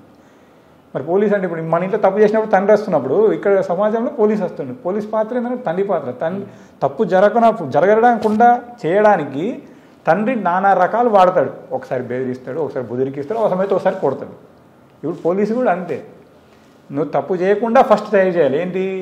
వాళ్ళకి సమాజంలో ఉన్నటువంటి విద్యార్థులకు కానివ్వండి, సొసైటీ. ఇప్పుడు మనకి ఏంటి మీటింగ్ చెప్పినట్టు ఏమంటే పబ్లిక్ మీటింగ్ పెట్టమని చెప్తారు. ఎందుకు పెట్టమని చెప్తారు? మనం పోయి వాళ్ళకి ఎడ్యుకేట్ ఎప్పుడైతే నువ్వు ఎడ్యుకేట్ చేస్తావో ఆ ఎడ్యుకేషన్ ద్వారానే మనం అచీవ్ చేయగలం. మన సమాజం ఇంత అభివృద్ధి చెందింది. ఎందుకు చెందింది? Because of education. విద్యా వ్యవస్థ డెవలప్ అయినప్పుడే సమాజం అభివృద్ధిలోకి వస్తుంది. అంటే అదే విద్యా వ్యవస్థ లేని రోజు ఈ సమాజం ఏం సమాజం? ఇది ఆటవిక వ్యవస్థ. మరి అలాంటప్పుడు మనం ఆటవిక వ్యవస్థ ద్వారా డెవలప్ అయ్యామా, విద్యా వ్యవస్థ ద్వారా డెవలప్ అయ్యామా? ఎడ్యుకేషన్ ఆటోమేటిక్ ఇది కూడా అంతే. ఈ రోజు కాకపోయినా మనం ఎప్పుడైతే ఎడ్యుకేషన్ చేసుకుంటూ వెళ్తామో వన్ డే ఆటోమేటిక్గా every one will come to notice that. అవగాహన తీసుకురావడం అనేది అది ఫోర్మోస్ట్.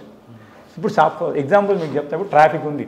ట్రాఫిక్లో ఇప్పుడు నేను రంగనాథ్ సార్ కానివ్వండి, ఇప్పుడు నేను అనిల్ కుమార్ సార్ కూడా చేశారు. నేను అప్పుడు మామూలుగా సార్ దగ్గరికి వెళ్ళినప్పుడు 1-2 సార్లు మాట్లాడతాం కదా. మాట్లాడినప్పుడు సార్ ఎప్పుడు అదే అంటారు. అక్కడ అనిల్ సార్ కూడా అన్నారు 2 సార్లు నేను వెళ్ళినప్పుడు. మనం ఏంటంటే ఫస్ట్ ఎడ్యుకేట్ చేయాలంటారు సార్.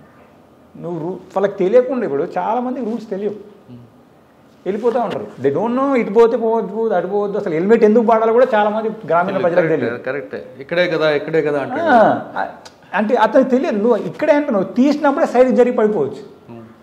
సో నీ సేఫ్టీ అనేది ఇన్వాల్వ్ అయ్యి ఉందని అతనికి అర్థమైన రోజు ఫస్ట్ హెల్మెట్ పెట్టుకోకుండా బండే ముట్టుకోడు. సో ఇది కూడా అంతే. మీరు చట్టాల గురించి అవగాహన కల్పించి నీ జీవితం దీనివల్ల ఏ రకంగా నష్టపోతావు, నీ ఫ్యామిలీకి ఏ రకంగా రెప్యుటేషన్ దెబ్బతింటుంది మీరు గమనించవచ్చు. గతంలో కొన్ని ఫ్యామిలీస్ పోలీస్ స్టేషన్ రావడానికి కూడా అంటే సిగ్గుగా భావించేవారు.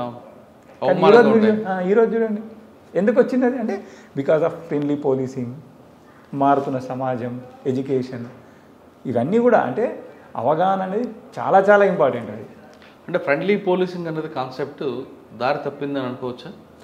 దారి అంటే అది తప్పలేదని నేను అంటాను. ఇప్పుడు ఫ్రెండ్లీ పోలీసింగ్ ఉద్దేశం ఏంటంటే బాధితుడికి ఫ్రెండ్లీగా ఉండమని అక్కడ. కరెక్ట్. మీరు బాస్ చెప్పింది బాధితుల పట్ల ఫ్రెండ్లీ తప్ప ఎక్కువ పట్ల కాదు అనేది ఉంది. కానీ మెసేజ్ మీ కింద వాళ్ళకి మాత్రం ఫ్రెండ్లీ అంటే అందరితో ఫ్రెండ్లీగా అనుకునే మెసేజ్ పోయింది కదా? లేదు, అది ఎక్కడా పోలేదు. ఇప్పుడు మీరు దాన్ని ఎగ్జాంపుల్గా తీసుకుంటే మొన్న మనకు గణేష్ నిమజ్జనం అయింది.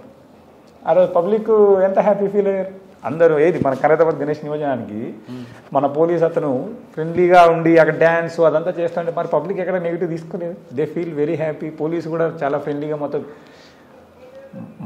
కొందరు ఏదో దాన్ని తప్పుదో పట్టించారు కానీ ఎక్కడ కూడా తెలంగాణ గవర్నమెంట్ కాన్సెప్ట్ ఏదైతే ఫ్రెండ్లీ పోలీసింగ్ ఉందో దట్ ఈస్ 100% సక్సెస్. నేను ఈరోజు ఎందుకంటే ఈ సమాజం ఈ వ్యవస్థ ఒకప్పుడు డిఫరెంట్ వ్యవస్థగా ఉండేది.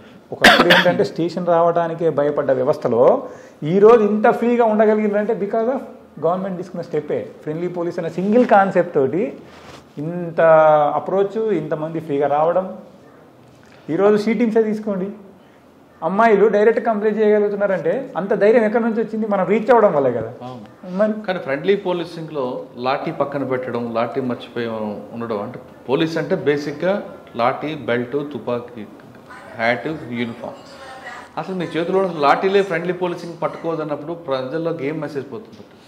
లాఠీ, ఇప్పుడు లాఠీ పట్టుకోకపోవడం అనేది ఏం లేదు. సందర్భం వచ్చినప్పుడు లాఠీ పడతాం, అన్నీ ఉంటాయి. అది అంటే సమయం సందర్భం బట్టి మారుతుంది ఆటోమేటిక్గా. ఇప్పుడు కంట్రోల్ చేయాల్సిన సందర్భాల్లో అది కూడా జరిగింది. ఎక్కడ వదిలేస్తారు, ఎక్కడ వదలలేదే, మీరు చూడొచ్చు. అది కూడా ఎక్కడ ఎలా ఉండాలా అంటే గవర్నమెంట్ ఉద్దేశం ఏంది, ప్రజలందరూ పోలీస్కి అప్రోచ్ అవ్వాలి, ఇది ఒక డిఫరెంట్ అయిన వ్యవస్థ నుంచి మనం వచ్చాము, అందుకని చెప్పి ఈ సిస్టమ్ తీసుకొచ్చారు, అందులో సక్సెస్ అయ్యారు. అలా అని చెప్పి మీరు ఏదో పడితే చేస్తాం మేము ఊరుకు అట్లా ఉండదు. నో, దేర్ ఈస్ లాఠీ ఉంది, ఇప్పటికీ యూనిఫామ్లో అన్నీ ఉన్నాయి, ఏది పోలేదు ఇంకా. అంటే జరగాల్సింది జరుగుతుంటుంది, కరెక్ట్గా ఉన్నవాడి పట్ల ఫ్రెండ్లీగా ఉంటారు. 100% బాధితుడికి ఫ్రెండ్లీ ఉండమనే కాన్సెప్ట్ అది 100% ఉంటుంది. అంటే లా బ్రేకర్స్కి మాత్రమే అంతే. ఇప్పుడు మాబ్ ఉంది, డిస్పర్స్ చేయాలి, వాడు మాబు అన్కంట్రోల్ మాబ్ ఉంది, ఆటోమేటిక్గా we use that. Sir Narsampet తర్వాత ఇక్కడికి వచ్చారండి. నర్సంపేట తర్వాత ఇక్కడికి ట్రాఫిక్ అడిషనల్ డీసీపీగా వచ్చాను. ఎక్కువ కాలం వెళ్ళాను, ఇక్కడ నుంచి ఖమ్మం వెళ్ళాను. సార్ ఇక్కడ పబ్లిక్లో ట్రాఫిక్ సెన్స్ ఉందంటారా? ఎక్కడ ఇక్కడ అంటే అంతగా లేదు, but we have to educate them. తెలియదు చాలా మంది, అంటే rural area, Warangal is mostly rural area. వరంగలే కదండి, హైదరాబాద్ కూడా లేదు కదండి ట్రాఫిక్ సెన్స్. అదే ఇప్పుడు ట్రాఫిక్ సెన్సు మెయిన్గా మనకు ఉండాలి ఫస్ట్. అది ఎవరో అంటే మేము చెప్తున్నాం, నేను చూశాను. ఇప్పుడు సింపుల్ ఎగ్జాంపుల్, ఒక ఉదాహరణతోటి లైవ్గా నా దగ్గర జరిగింది నేను చెప్తాను. నేను నర్సంపేటలో పనిచేస్తున్నప్పుడు నా దగ్గర 260 కానిస్టేబుల్స్ ఉండేది, 62 అందరికీ విత్ ఎస్ఐస్, ఇంకొక 7-8 మంది ఎస్ఐస్, ఇంకో 3 CIs అందరు ఉండేది. అప్పుడు ఏమైంది, నేను ఏం చేశానంటే ఒక NGO వాళ్ళని అడిగేసి అందరికి హెల్మెట్స్ ఇప్పించాము. ఏంటంటే నైట్ టైం వస్తూ ఉంటారు, వెళ్తూ ఉంటారు అని. ఇప్పుడు ఇప్పించిన తర్వాత hardly I think 15 or 20 days ఒక కానిస్టేబుల్ చనిపోతాడు. ఎలా, బైక్ నడుపుకుంటూ వచ్చి టర్నింగ్ వేసి కిడ్ అయిపడి చనిపోతాడు. చిన్న గాయం లేదు ఒంటిపైన, జస్ట్ ఇక్కడ ఇంజూరీ అయింది, పడిపోయాను అంతే. అట్లా అక్కడ అతను స్టేషన్లో ఏం చెప్పి వస్తాడు, ఇక్కడికి వెళ్తున్నాను అంటాడు. పోయి మేము స్పాట్కి పోయి చూశాను, వెనకాల అది ఉంటుంది కదా స్టీల్ది, దానికి హెల్మెట్ తగిలిసేది. ఆ హెల్మెట్ ఉంటే ఆయనకి అసలు ఏమీ కాదు. ఇక్కడ విచిత్రం ఏంటంటే కామన్గా మావాడు కదా, వాళ్ళు నేనేం చేస్తానంటే వాళ్ళ ఫ్యామిలీ దహన సంస్కారాలకు వెళ్తాను. వాళ్ళ వైఫ్ వాళ్ళందరూ, సార్ మీరు ఇచ్చారు సార్ కనీసం పెట్టుకొని ఉన్నా అంటే నా మనసు ఎక్కడికి వెళ్ళిపోయింది. ఇప్పుడు ఈవెన్ మా ఫ్యామిలీలో కూడా మా అల్లుడు బైక్ నుంచి పడిపోయి చనిపోయింది. అంటే ట్రాఫిక్ సెన్స్ అనేది ఇప్పుడు పోలీస్ ఇంత స్ట్రిక్ట్గా ఇంప్లిమెంట్ చేస్తుంది, గవర్నమెంట్ ఇంతగా ప్రెషర్ చేస్తుందంటే మీ సేఫ్టీ గురించే. దాంట్లో ఎవరు సేఫ్టీ ఇన్వాల్వ్ అయ్యి లేదు. What they gain? ఇప్పుడు పోలీస్ ఏమొస్తుంది? They could not gain anything. గవర్నమెంట్కి ఏమొస్తుంది? అర్థం చేసుకోవట్లేదు కదండి. అది ఎప్పుడు అర్థమైంది అంటే నీకు అయిన రోజే అర్థమైంది. కానీ ఇలా ఈ మధ్యకాలంలో జరగాల్సిన నష్టం జరిగిపోతుంది. అదే ఇప్పుడు మన ఇండియాలో ఎక్కువగా చనిపోతుంది one of the accidents. Sir మీరు అన్నారు హెల్మెట్ రాంగ్ రూట్లో వచ్చి గుద్దుతాడండి, వాడు మరీ దారుణం కదా. అదే అంటే మనకు ఆలోచన లేదు. అంటే ఎలా అంటే ఇక్కడికే అంటే రాంగ్ రూట్లో వెళ్తారు, కానీ దాని ఇప్పుడు ఏంది నువ్వు పోయేదంతా ఒక 10 rupees petrol, but what is the cost of your life? ఇప్పుడు నువ్వు ఉన్నావు, నీకు జరగరాని దేవుని రాంగ్ రూట్లో వెళ్తావు, జరగరాని దేవుని జరిగింది, నిన్ను నమ్ముకొని అమ్మ నాన్న ఉంటారు, నిన్ను నమ్ముకొని నీ భార్య ఉంటుంది, నీకు 2 పిల్లలు ఉంటారు, వాళ్ళందరి పరిస్థితి ఏంది? ఎంత గట్టిగా ఒక 10 రూపాయలు 20 రూపాయలు పెట్రోల్ పోద్దనో, లేకపోతే హెల్మెట్ పెట్టుకుని ఉక్కపోద్దనో, లేకపోతే పెట్టుకోవడం ఎందుకనో, నీకున్న సిల్లీ రీజన్స్ వల్ల నీ ఫ్యామిలీ మొత్తం రోడ్డు పైన పడుతుంది. అంటే ఆయన రాంగ్ రూట్లో వస్తే నష్టం జరిగితే ఓకే, పార్టీ కూడా అది కూడా జరుగుతుంది. అవి కూడా ఈ మధ్యన చాలా ఏం సంబంధం లేదు, అన్ని గుద్దుతాడు. అవును, అలాంటివి కూడా జరుగుతున్నాయి. అది ఇంకా దారుణం. అందుకే ఇప్పుడు ఎవరైనా మన ఫ్యామిలీకైనా ఎదుటివారి ఫ్యామిలీకైనా నష్టం జరగద్దు, అందరూ బాగుండాలని రూపొందించింది ఈ రూల్స్. సీట్ బెల్ట్ పెట్టుకోమని కానీ, హెల్మెట్ పెట్టుకోమని కానీ, ట్రాఫిక్ రూల్స్ ఫాలో అవ్వమని కానీ, ఇవన్నిటికీ రీజన్ ఏంటంటే అందరి సేఫ్టీ గురించే. సో మనందరూ కూడా ఫాలో అవ్వాలి. అది ఫాలో అవ్వని రోజు నష్టం కూడా మనకు జరిగిన రోజు అర్థమైంది. What we did mistake, how అంటే దాని పర్యవసానం ఎంత డేంజరస్గా ఉంటుందని మనకు అర్థమైంది. కానీ అప్పుడులోగా జరగాల్సిన నష్టం జరుగుతుంది. అంటే అందుకే కదా ఒక్కో సందర్భంలో కొంచెం డిటరెంట్గానే బిహేవ్ చేస్తాం మేము కూడా. కానీ గతంలో వెహికల్ రాంగ్ రూట్లో వచ్చినా హెల్మెట్ లేకపోయినా డిటైన్ చేయడం వల్ల ఒక భయం ఉండేది. ఇప్పుడు మీరంతా వాళ్ళు సెల్ఫీలు తీసిన ఫోటో తీసి పంపించడంతో వాళ్ళు కూడా రిలాక్స్ వచ్చినట్టు కనిపిస్తుంది కదా. లేదు ఇప్పుడు మేము సెల్ఫీలు తీస్తాం అంటే ఎగ్జాంపుల్ చెప్తున్నాం. ఇప్పుడు ఒకతను వెళ్తున్నాడు ఫాస్ట్గా వెళ్తున్నాడు అనుకో ఒక మాట, అప్పుడు మేము తీస్తున్నాం. మామూలుగా వెళ్ళినప్పుడు ఖచ్చితంగా ఆపుతాం, అలా వదిలిపెట్టేది ఏమి ఉండదు. ఫాస్ట్గా వెళ్ళినప్పుడు ఏమైందంటే మేమేమన్నా చేంజ్ చేసి లాంటివి చేస్తే అతను ఇంకేదైనా జరగడానికి స్కోప్ ఎక్కువ ఉంటుంది. కరెక్టే, అక్కడ చేయకపోయినా 100% లేదు మీరు 100% వెహికల్స్ ఇప్పుడు మీరు ఇప్పటికీ చూడొచ్చు. మేము ఛాలెంజ్ ఒక 3 చెక్ చేస్తాం. చెక్ చేసినప్పుడు ఏమంటే పట్టుకుంటాం అట్లాంటివి ఏదన్నా కూడా. వెహికల్స్ సీజ్ చేస్తాం, కోర్టుకు పెట్టడం జరుగుతుంది. మళ్ళీ వాళ్ళు కౌన్సిలింగ్ అటెండ్ అయిన తర్వాత కూడా పంపించడం అట్లాంటివి ఉంటాయి. సార్ ఇప్పుడు కొంతమంది ఫారెన్ వెళ్తారు, అక్కడ ఖచ్చితంగా ట్రాఫిక్ రూల్స్ పాటిస్తారు. వాడు ఇండియా రాగానే దాన్ని వైలేట్ చేస్తారు. అంటే మన సిస్టమ్ మీద ఏదైనా మేనేజ్ చేసుకోవచ్చు అనే ఒక నమ్మకం వాడికి. నమ్మకం అని కాదు, ఓవర్ కాన్ఫిడెన్స్ ఒకటి. ఏంటంటే నెగ్లిజెన్స్. అక్కడైతే జైలుకి వెళ్ళొచ్చు, ఇక్కడ వెళ్ళలేమన్నా. అదే చట్టాన్ని ఇప్పుడు ఎవరైనా చట్టాన్ని బట్టి యాక్ట్ అవ్వాల్సిందే. ఇప్పుడు మన దగ్గర చట్టం ఎలా ఉంటే మనం యాక్ట్ చేస్తాం, అక్కడ చట్టాన్ని బట్టి వాళ్ళు యాక్ట్ చేస్తారు. అక్కడ మనకంటే కొంచెం డిటరెంట్గా ఉండొచ్చు, అందుకని చెప్పి అలా ఉన్నాడేమో నా ఒపీనియన్. సాధారణంగా చాలామంది సీనియర్ ఆఫీసర్లు ఏం చెప్తుంటారంటే, చిన్న పావైనా పెద్ద కర్రతో కొడితే, అంటే ట్రాఫిక్ వైలేట్ చేస్తున్నప్పుడు చిన్నప్పుడే చిన్న రౌడీజం చేస్తున్నప్పుడే టైట్ చేస్తే వాడు పెద్ద అయిన తర్వాత కరెక్ట్గా గుడ్ సిటిజన్ అవుతాడని అంటుంటారు. మీరు ఒప్పుకుంటారు? 100%. మీరు ఇప్పుడు పిల్లల్ని చూడొచ్చు. ఇప్పుడు మీకు బాబు ఉంటే, అంటే ఎగ్జాంపుల్ చెప్తాను, మీ ఇంట్లో బాబు ఉంటే మీరు అడగండి, ఆయన రెడ్ సిగ్నల్ ఆపండి అంటాడు. ఇప్పుడు మా బాబే ఉన్నాడు నాతో పాటు ఉన్నప్పుడు ఆపండి అని చెప్తాడు తను. ఎందుకంటే ఇప్పుడు ఎడ్యుకేషన్లో ట్రాఫిక్ అనేది ఒక ఎడ్యుకేషన్లో భాగం చేశారు పిల్లలందరికీ. మీ బాబు ఆపొచ్చు, నా బాబు ఆపొచ్చు, కానీ ఇప్పుడు బాబులే రాంగ్ రూట్లో తీసుకెళ్ళి పిల్లలు స్కూల్ దగ్గర దింపుతున్నారు. అదే అంటే ఆ సెన్స్ మనం డెవలప్ చేసుకోవాలి. ఇప్పుడు అంటే ఒక చిన్న పిల్లోడు, నీకు పుట్టిన 3-4 సంవత్సరాల పిల్లవానికి ఉన్న తెలివి మనకు లేదంటే మన గురించి మనం ఏమనుకోవాలి? సిగ్గుపడాలి. సో మనం నేర్చుకోవాలి, కనీసం వాళ్ళని చూసినా మనం నేర్చుకోవాలి, వాళ్ళ కోసమైనా నేర్చుకోవాలి. అంటే మీరు మీ టార్గెట్ అంతా చిన్నపిల్లలే? 100%. దే ఆర్ రేపటి సిటిజన్స్. చిన్నపిల్లలని కాదు, మన ఉద్దేశం ఏంటి, మనం అందరికీ కౌన్సిలింగ్ ఇస్తాం. ఈ ఏజ్ ఏం లేదు. ఇప్పుడు పబ్లిక్ మీటింగ్ పెడతాం, అక్కడ అంతా పెద్దవాళ్ళు ఉంటారు, చిన్నవాళ్ళు ఉంటారు, అందరూ ఉంటారు. ఇప్పుడు కాలేజ్కి వెళ్తాం, మిడిల్ ఏజ్ వాళ్ళు ఉంటారు, స్కూల్కి వెళ్తాం, చిన్నపిల్లలు అందరిని ఎడ్యుకేట్ చేస్తాం. కాకపోతే వీళ్ళని ఎక్కువ ఎడ్యుకేషన్ చేయాలి. ఎందుకంటే రేపటి సిటిజన్స్ వీళ్ళు, భవిష్యత్తు వీళ్ళకి చెప్తాం, వీళ్ళకి ఎక్కువ ఇంపార్టెన్స్ ఇస్తాం. కానీ వీళ్ళ మైండ్లో స్టిక్ అవుతుంది, చిన్నపిల్లల మైండ్లో కాబట్టి తొందరగా స్టిక్ అవుతుంది. ఏ పొల్యూషన్ ఉండదు వాళ్ళ లోపల. మనం ఏంటంటే చిన్నదాన్ని కూడా చాలా ఎక్కువ ఊహించుకొని పరిగెడతా ఉంటాం అంతే. Okay sir. తర్వాత ఖమ్మం వచ్చారా? ఖమ్మం ఎలక్షన్ టైంలో వెళ్ళాను నేను అడిషనల్ ఎస్పీగా. అప్పుడు ఎలక్షన్స్ మొత్తం సిపి గారు మేము ఇద్దరం చూసుకోవడం జరిగింది. తఫ్సీర్ ఇక్బాల్ అని చాలా మంచి ఆయన కూడా. ఆయన మురళి యూటే అంటే గైడెన్స్ ఇచ్చేవాళ్ళు, చెప్పేవాళ్ళు you take care of it అని చెప్పేసి సారు.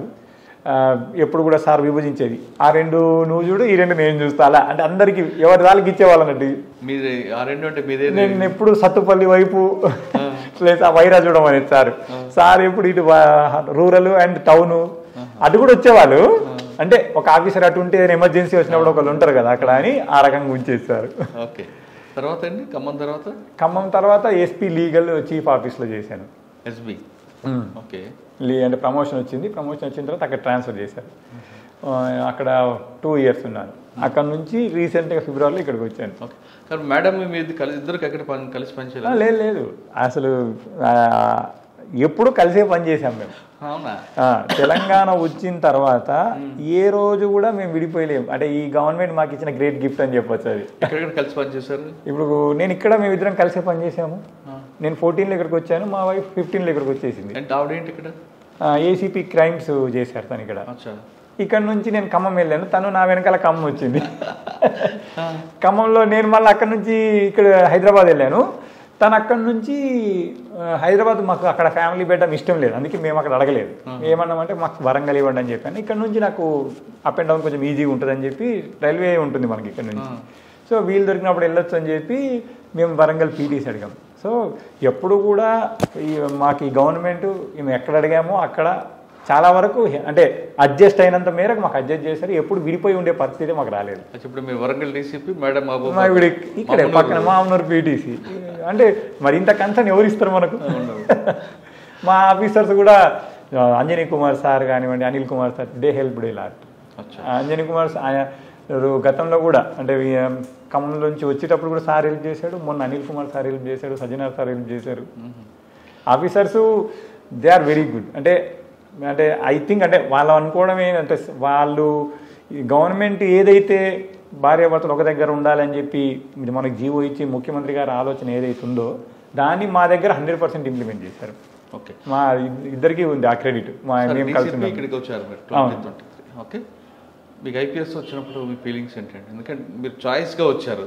అంటే నేను చాయిస్గా వచ్చాను, బట్ నాకేం ఫీలింగ్ పెద్దగా ఏం లేదు. అంటే ప్రతి మనిషికి ఒక గోల్ ఉంటుంది కదా. అంటే నాకు ఇది గోల్ కాదు, అంటే ఒకటే నా గోల్. మన దగ్గరికి వచ్చిన వాళ్ళకి సాధ్యమైనంత వరకు అంటే మనకు ఉన్న అంటే ప్రతి వ్యక్తికి ఒక ఇన్సిడెంట్లో 100% ఇన్ఫర్మేషన్ వస్తుందని నేను అనుకోను. మనకు వచ్చిన ఇన్ఫర్మేషన్ని బట్టి మనం చేసిన ఇన్వెస్టిగేషన్ మేరకు న్యాయం చేయగలిగితే ఏ రోజైతే అతను హ్యాపీగా ఫీల్ అయ్యి ఒక బాధితుడు డైరెక్ట్ మన దగ్గర రావడమే చాలా తక్కువ. వచ్చిండు అంటే అతనికి బాధ ఎంతో ఉంటేనే ఇక్కడ దాకా వస్తాడు. జెన్యూన్ బాధితుడు ఎవరైతున్నారో అతనికి మనం న్యాయం చేయగలిగి అతను హ్యాపీ ఫీల్ అయిన రోజు that is our real goal. అంతే. ఈ ఐపీఎస్ ఏముందంటే ఇలా ఐపీఎస్ వచ్చిన తర్వాత మనకు ఉద్యోగమే మారలే కదా. ఈరోజు అదే ఉద్యోగం ఉంది, రేపు అదే ఉద్యోగం ఉంటుంది. రిటైర్మెంట్ అయిన తర్వాత ఈ ఐపీఎస్ మన వెంబటే ఉండదు కదా. So that is one of the అంటే ఏమంటారు ప్రమోషన్స్ వచ్చినాయి, అదొక ప్రమోషన్ అంతే. ఓకే సార్, ఇప్పుడు మనం సైబర్ క్రైమ్ గురించి చూద్దాం. సైబర్ క్రైమ్లో బారిన పడకుండా పబ్లిక్ మీరు ఇచ్చే మెసేజ్? సైబర్ క్రైమ్ ఒకటేనండి, అంటే కామన్గా అంటే అందరూ చెప్తా ఉంటారు, నేను కూడా చెప్తున్నా, మీ ఆశే మా పెట్టుబడి. మీ అత్యాసే అత్యాస అని కూడా చెప్పచ్చు. ఆశ కదా, అత్యాసే. సో ముందు ఎవ్వరు ఏది మనకు ఊరికే ఇవ్వరు. జనాలు ఫస్ట్ అది ఆలోచించాలి. ఎందుకు ఇస్తారండి? ఇప్పుడు సపోజ్ ఇక్కడ ఇది ఉంది, దీని కాస్ట్ 70,000 అనుకుంటే నేను మీకు 20,000కి ఇస్తానంటే ఎలా ఒప్పుకుంటాం మనం? అది ఆ థింకింగ్ జనాలకు ఉండాలి ఫస్ట్. అలా ఉండకుండా నువ్వు ఎప్పుడైతే గ్రీడీ అవుతావో ఆటోమేటిక్గా ఇంకా పడిపోయినట్టు. ఏదో కొన్ని సందర్భాలు వేరు. ఎలా అంటే ఇప్పుడు మీ అకౌంట్స్ చెక్ చేస్తున్నాము, అది చాలా రేర్ కేసెస్. కానీ ఇప్పుడు మేజర్గా అంటే మేజర్ సైబర్ క్రైమ్ మనం చూస్తుంది మటుకు ఇలాంటివే గ్రీడీ వల్ల అయినా మేజర్గా ఉన్నాయి. సో ముందు మనకు ఎవరైనా ఆశ చూపిస్తున్నప్పుడు మటుకు 1-2 సార్లు మనం ఆలోచించాలి. ఊరికి ఏదో చెప్పడం, వాళ్ళు అడిగిందల్లా చెప్పేసుకుంటూ వెళ్ళిపోవడం, లేకపోతే నేను ఇది ఇస్తాను. ఇప్పుడు మీరు చూడొచ్చు OLXలో కూడా ఒక మంచి ఫోన్ పెడతాడు, యాపిల్ 14 సిరీస్ 10,000 అని పెడతాడు. అసలు హౌ ఈజ్ ఇట్ పాసిబుల్? మీరు ఇనిషియల్ ఒక 5,000 వేసేస్తారు వీళ్ళు, ఆ తర్వాత ఫోన్ పనిచేయదు ఇంకా అది. సో ఎప్పుడు గ్రీడీగా ఉండద్దు. రెండోది ఏంటంటే మీ పర్సనల్ డీటెయిల్స్ ఎవరికి షేర్ చేయండి. ఫోన్ నంబర్స్ అంటే phone number, account numbers especially. లేదంటే ఇప్పుడు ఓటీపీస్ అడుగుతారు. మీరు ఓటీపీ అనేది ఎవ్వరు మీకు అడగరు అసలు, ఎక్సెప్ట్ ఎవరు మీ అమెజాన్ డెలివరీ వాళ్ళు ఎక్కడ ఉండి అడుగుతాడు? నీ గేట్ దగ్గర ఉండి అడుగుతాడు. సో నీకు తెలుసు కదా అమెజాన్ ఓటీపీ లేకపోతే బ్యాంక్ ఓటీపీ, నీకు తెలియదా? సో ఈ ఓటీపీస్ చెప్పేటప్పుడు ఎప్పుడు ఫోన్లో ఓటీపీస్ చెప్పదు. ఫస్ట్ థింగ్, ఏ బ్యాంకు మీకు కాల్ చేయదని బ్యాంకు వాళ్ళు కూడా మెసేజ్ పెడుతుంది ఈ మధ్యన. సో అదేనా మనం చూసుకోవాలి కదా. ప్లస్ ఎప్పుడు గ్రీడీగా ఉండద్దు. ఈ 2 మోస్ట్ ఇంపార్టెంట్. అప్పుడు మనం ఈ సైబర్ క్రైమ్ని కంట్రోల్ చేయగలం. కానీ నేరస్తుడు అందరూ కూడా చదువు రానివాడు ఉంటాడు. మరి అదే కదా, మోసపోయిన అందరూ హైలీ ఎడ్యుకేటెడ్ ఉంటారు. ఇది అందుకే ఇప్పుడు అక్కడే ఇప్పుడు ఈ మోసపోయిన బ్యాచ్ అంతా మీరు చూడండి, ఏదో ఒక్క సందర్భంలో ఆశపడ్డ బ్యాచే ఉంటుంది అది. మీరు చూడండి 90 ఇంకా ఎక్కువే, 90 కంటే ఎక్కువ కూడా అంటే హ్యూజ్ అమౌంట్స్ పోగొట్టుకున్న వాళ్ళందరూ కూడా ఇదే ఏది సంథింగ్ గ్రీడీ. అక్కడ చేసేవాడు చాలా ఇన్నోసెంట్ కదా, చదువు రాని అని మెచ్చుకోవాలి కదా. అంటే ఇప్పుడు ఒక చదువు రాని వాడు ఒక చదువు వచ్చిన వాడిని ఒక చిన్న ఆశ చూపించి నేను మోసం చేస్తుందంటే నువ్వు చదువుకున్నా నువ్వు ఇంకా నేర్చుకోవాల్సింది ఏదో మిగిలిపోయింది అన్నట్టు. నువ్వు సమాజాన్ని నేర్చుకోవాలి ఫస్ట్. అది నేర్చుకోకుండా చదువు నేర్చుకుంటే చదువుకున్నాం మనకు తెలుసు కదా ఇది రాదు, ఆ వాల్యూలో ఇది రాదని నీకు తెలిసి నువ్వు పడిపోతున్నావు. నువ్వు పడతావని ఒక అమాయకుడు అంటే ఏమి చదువుకున్నాడు తెలుసు అంటే మరి ఎవడు తెలివైనడు ఇక్కడ. సార్ మీరు సర్వీస్లో ఎక్కువ 174 తీసుకోండి. అంటే అనుమానాస్పద మృతి డిఫరెంట్ రకరకాల కారణాలు అవ్వచ్చు. భర్త తిట్టాడనో, లేదా భార్య తిట్టాడనో, భార్య తిట్టిందనో, లేదా భర్తే కొడుతున్నాడనో, లేదా ఇంకా అత్తింటి వేధింపులనో, లేదా 10th క్లాస్ ఇంటర్మీడియట్ ఫెయిల్ అయిపోయాను ఉద్యోగం కారణం ఏదైనా ఆత్మహత్య అనేది దానికి సొల్యూషన్. నేను నాకు కెరీర్లో కూడా నేను చాలా చోట్ల ఇది చూశాను. ఇప్పుడు ఎస్పెషల్లీ మనం నర్సంపేట తీసుకుంటే చాలా చిన్న చిన్న రీజన్స్కి లైఫ్ని ఏం చేసుకున్నారు. ఎప్పుడు కూడా అంటే అది ఎలా అంటే ఈ మధ్యన మనం కొన్ని చూడవచ్చు. స్టూడెంట్స్ ఫెయిల్ అయినామని చెప్పి సడన్గా తాగేస్తారు. రీకౌంటింగ్ తర్వాత పెట్టినప్పుడు పాస్ అయిన సందర్భాలు కూడా ఉన్నాయి. అయ్యో అంటే చెప్తున్నాను. ఇంకోటి ఏంది, అప్పులైనాయి అని చెప్పి తాగేస్తూ ఉంటారు. మరి నువ్వు తాగుతున్నావు. ఇప్పుడు సపోజ్ ఒక రైతే ఉన్నారు, దేశం మొత్తానికి నువ్వు అన్నం పెడుతున్నావు, ఏదో అప్పు అయిందని చెప్పి నువ్వు తాగుతున్నావు. తాగితే సమస్య సాల్వ్ అయిందా? నువ్వు అప్పు అయిందని నువ్వు చనిపోయినావు, మరి నువ్వు చనిపోయిన తర్వాత అప్పు పోయిందా? పోదు, వాళ్ళ పిల్లలకి పట్టుకుంటారు. మరి యాక్చువల్ సిచ్యువేషన్ ఏమైందంటే, నువ్వు ఉంటే కనీసం ఏదో చేసి అప్పును తీర్చడానికి ఒక ధైర్యం ఉంటుంది వాళ్ళకు ఉంటుంది. నువ్వు చేస్తావు కూడా, వీళ్ళ కోసమే నువ్వు చేస్తావు. ఒక్కసారి అన్ని రోజులు ఈయన ఫ్యామిలీని నడుపుకుంటూ వస్తాడు. సడన్గా పాప మా తల్లికి ఏం తెలియదు. ఒకవేళ వెళ్ళాను కూడా షీ నోస్ ఎవ్రీథింగ్ సంథింగ్. ఏమీ తెలియని వాళ్ళే చాలామంది ఉంటారు. ఇప్పుడు ఊర్లలో ఈ వ్యవసాయ కుటుంబాల్లో భర్తతో పాటు వెళ్ళేసి ఆయనకి హెల్ప్ చేయడం అంతవరకే ఉంటుంది. వీళ్ళు సడన్గా ఫ్యామిలీ మీద పడేసరికి అసలు ఏమీ అర్థం కదా తల్లికి. అప్పుడు పిల్లలు ఉంటారు. ఏం అంటే వాళ్ళ పరిస్థితి ఎలా ఉంటుందంటే, కనీసం ఈయన ఉన్నప్పుడు పెనం మీద అన్న సిచ్యువేషన్ అని ఉంటుంది. వీళ్ళ ఏదైనా చేసుకోవడంతో పెనం మీద నుంచి పొయ్యిలో పడ్డ పరిస్థితి అయిపోతుంది. ఒక్కసారి ఎవరు చూడరు. న్యాచురల్గా అందరూ చూడని రూల్ ఎక్కడ ఉంది? ఇప్పుడున్న సమాజం మీకు తెలుసు, బంధాలనేవి రోజు రోజుకు మీగరవుతున్నాయి. సో ఎవరు చూసేవాళ్ళు ఉండరు, పిల్లలు ఉంటారు. ఆ తల్లికి ఏం చేయాలో అర్థం కాదు. ఇటు దీనికి తోడు నువ్వు వెళ్ళిపోతావు, వీళ్ళు అప్పులందరూ ఆమెకు స్టార్ట్ చేస్తారు. సో ఏ దానికైనా సమస్య ఉన్నప్పుడు సమస్యను సాల్వ్ చేసుకోవడానికి ట్రై చేయండి. ఏ సమస్య శాశ్వతం కాదు. మనం ఉన్నప్పుడు సమస్య, ఇప్పుడు మన పుట్టుక నుంచి సమస్యలు లేవు, సమస్యలు మధ్యలో వచ్చినాయి, మధ్యలోనే పోతాయి. కరెక్ట్. ప్రతి సమస్యకు పరిష్కారం ఉంటుంది. దాన్ని మనం వెతకాలి. అంతేగాని ఇప్పుడు స్టూడెంట్స్ కూడా ఇంటర్మీడియట్లనో 10థ్లనో లేదా ఇప్పుడు మనం చూస్తున్నాం చాలా రెప్యూటెడ్ ఇన్స్టిట్యూట్లో కూడా చనిపోతున్నారు. ఏంటి ప్రెషర్? నువ్వు పాస్ అవ్వలేదనో లేదా చదవలేకపోతున్నానో something reason. Come tell to your father mother, మీ పేరెంట్స్కి చెప్పండి, లేదంటే మీ అక్కలో తమ్ముడో అన్ననో ఎవరో ఉంటే వాళ్ళకి చెప్పండి. చెప్పి మీ ప్రెషర్ని డిటెక్ట్ చేసుకోవాలి. ఇప్పుడు నువ్వు చదవలేనంటే నేను బలవంతంగా చదివించే వాళ్ళు ఎవరు ఉండరు మీ ఇంట్లో. ఇప్పుడు నువ్వు ఇంపార్టెంట్ కానీ నీ చదువు కాదు వాళ్ళకి. నువ్వు అది కన్వే చేయాలి ఫస్ట్ తల్లిదండ్రులకి. అంతేగాని ఫెయిల్ అయితే ఏమైంది? నేను ఫెయిల్ అయ్యాను, ఫెయిల్ అయిపోయిందని చెప్పి నేను అప్పుడు ఏమైనా చేసుకున్నానా? నేను రియల్గా చెప్తున్నాను, I failed in my intermediate. అలా అని చెప్పి నేనేం చేసుకోలేదే. అలా చాలామంది ఉన్నారు. ఇప్పుడు ఫెయిల్ అనేది ఆల్వేస్ సక్సెస్ ఉండదు. ప్రతి వ్యక్తికి లైఫ్లో ఫెయిల్యూర్స్ ఉండొచ్చు. ఇప్పుడు సివిల్ సర్వీస్ రాసే వాళ్ళు ఉంటారు, 2 అటెంప్ట్లు ఇస్తారు, 3 అటెంప్ట్లు ఇస్తారు, 4 అటెంప్ట్లు, 5 అటెంప్ట్లు. చాలా ఈవెన్ నాకు తెలిసిన ఇప్పుడు మన దగ్గర కూడా ఉన్నారు 7th అటెంప్ట్లో కూడా సక్సెస్ అయిన వాళ్ళు ఉన్నారు. ఇప్పుడు మురళి అని ఉన్నారు, మాతో పాటు ట్రైనింగ్ చేశారు. ఆయన తమిళనాడు IPS సార్. లాస్ట్ అటెంప్ట్లో సెలెక్ట్ అయ్యారు. అలా అని చెప్పి వదిలేదు తన అటెంప్ట్ని. సిబిఐలో లాస్ట్ వదిలేసారా ఏంటి? లేదు. మరి ఎంత కష్టపడ్డాడు సార్? 7 years, 7th time.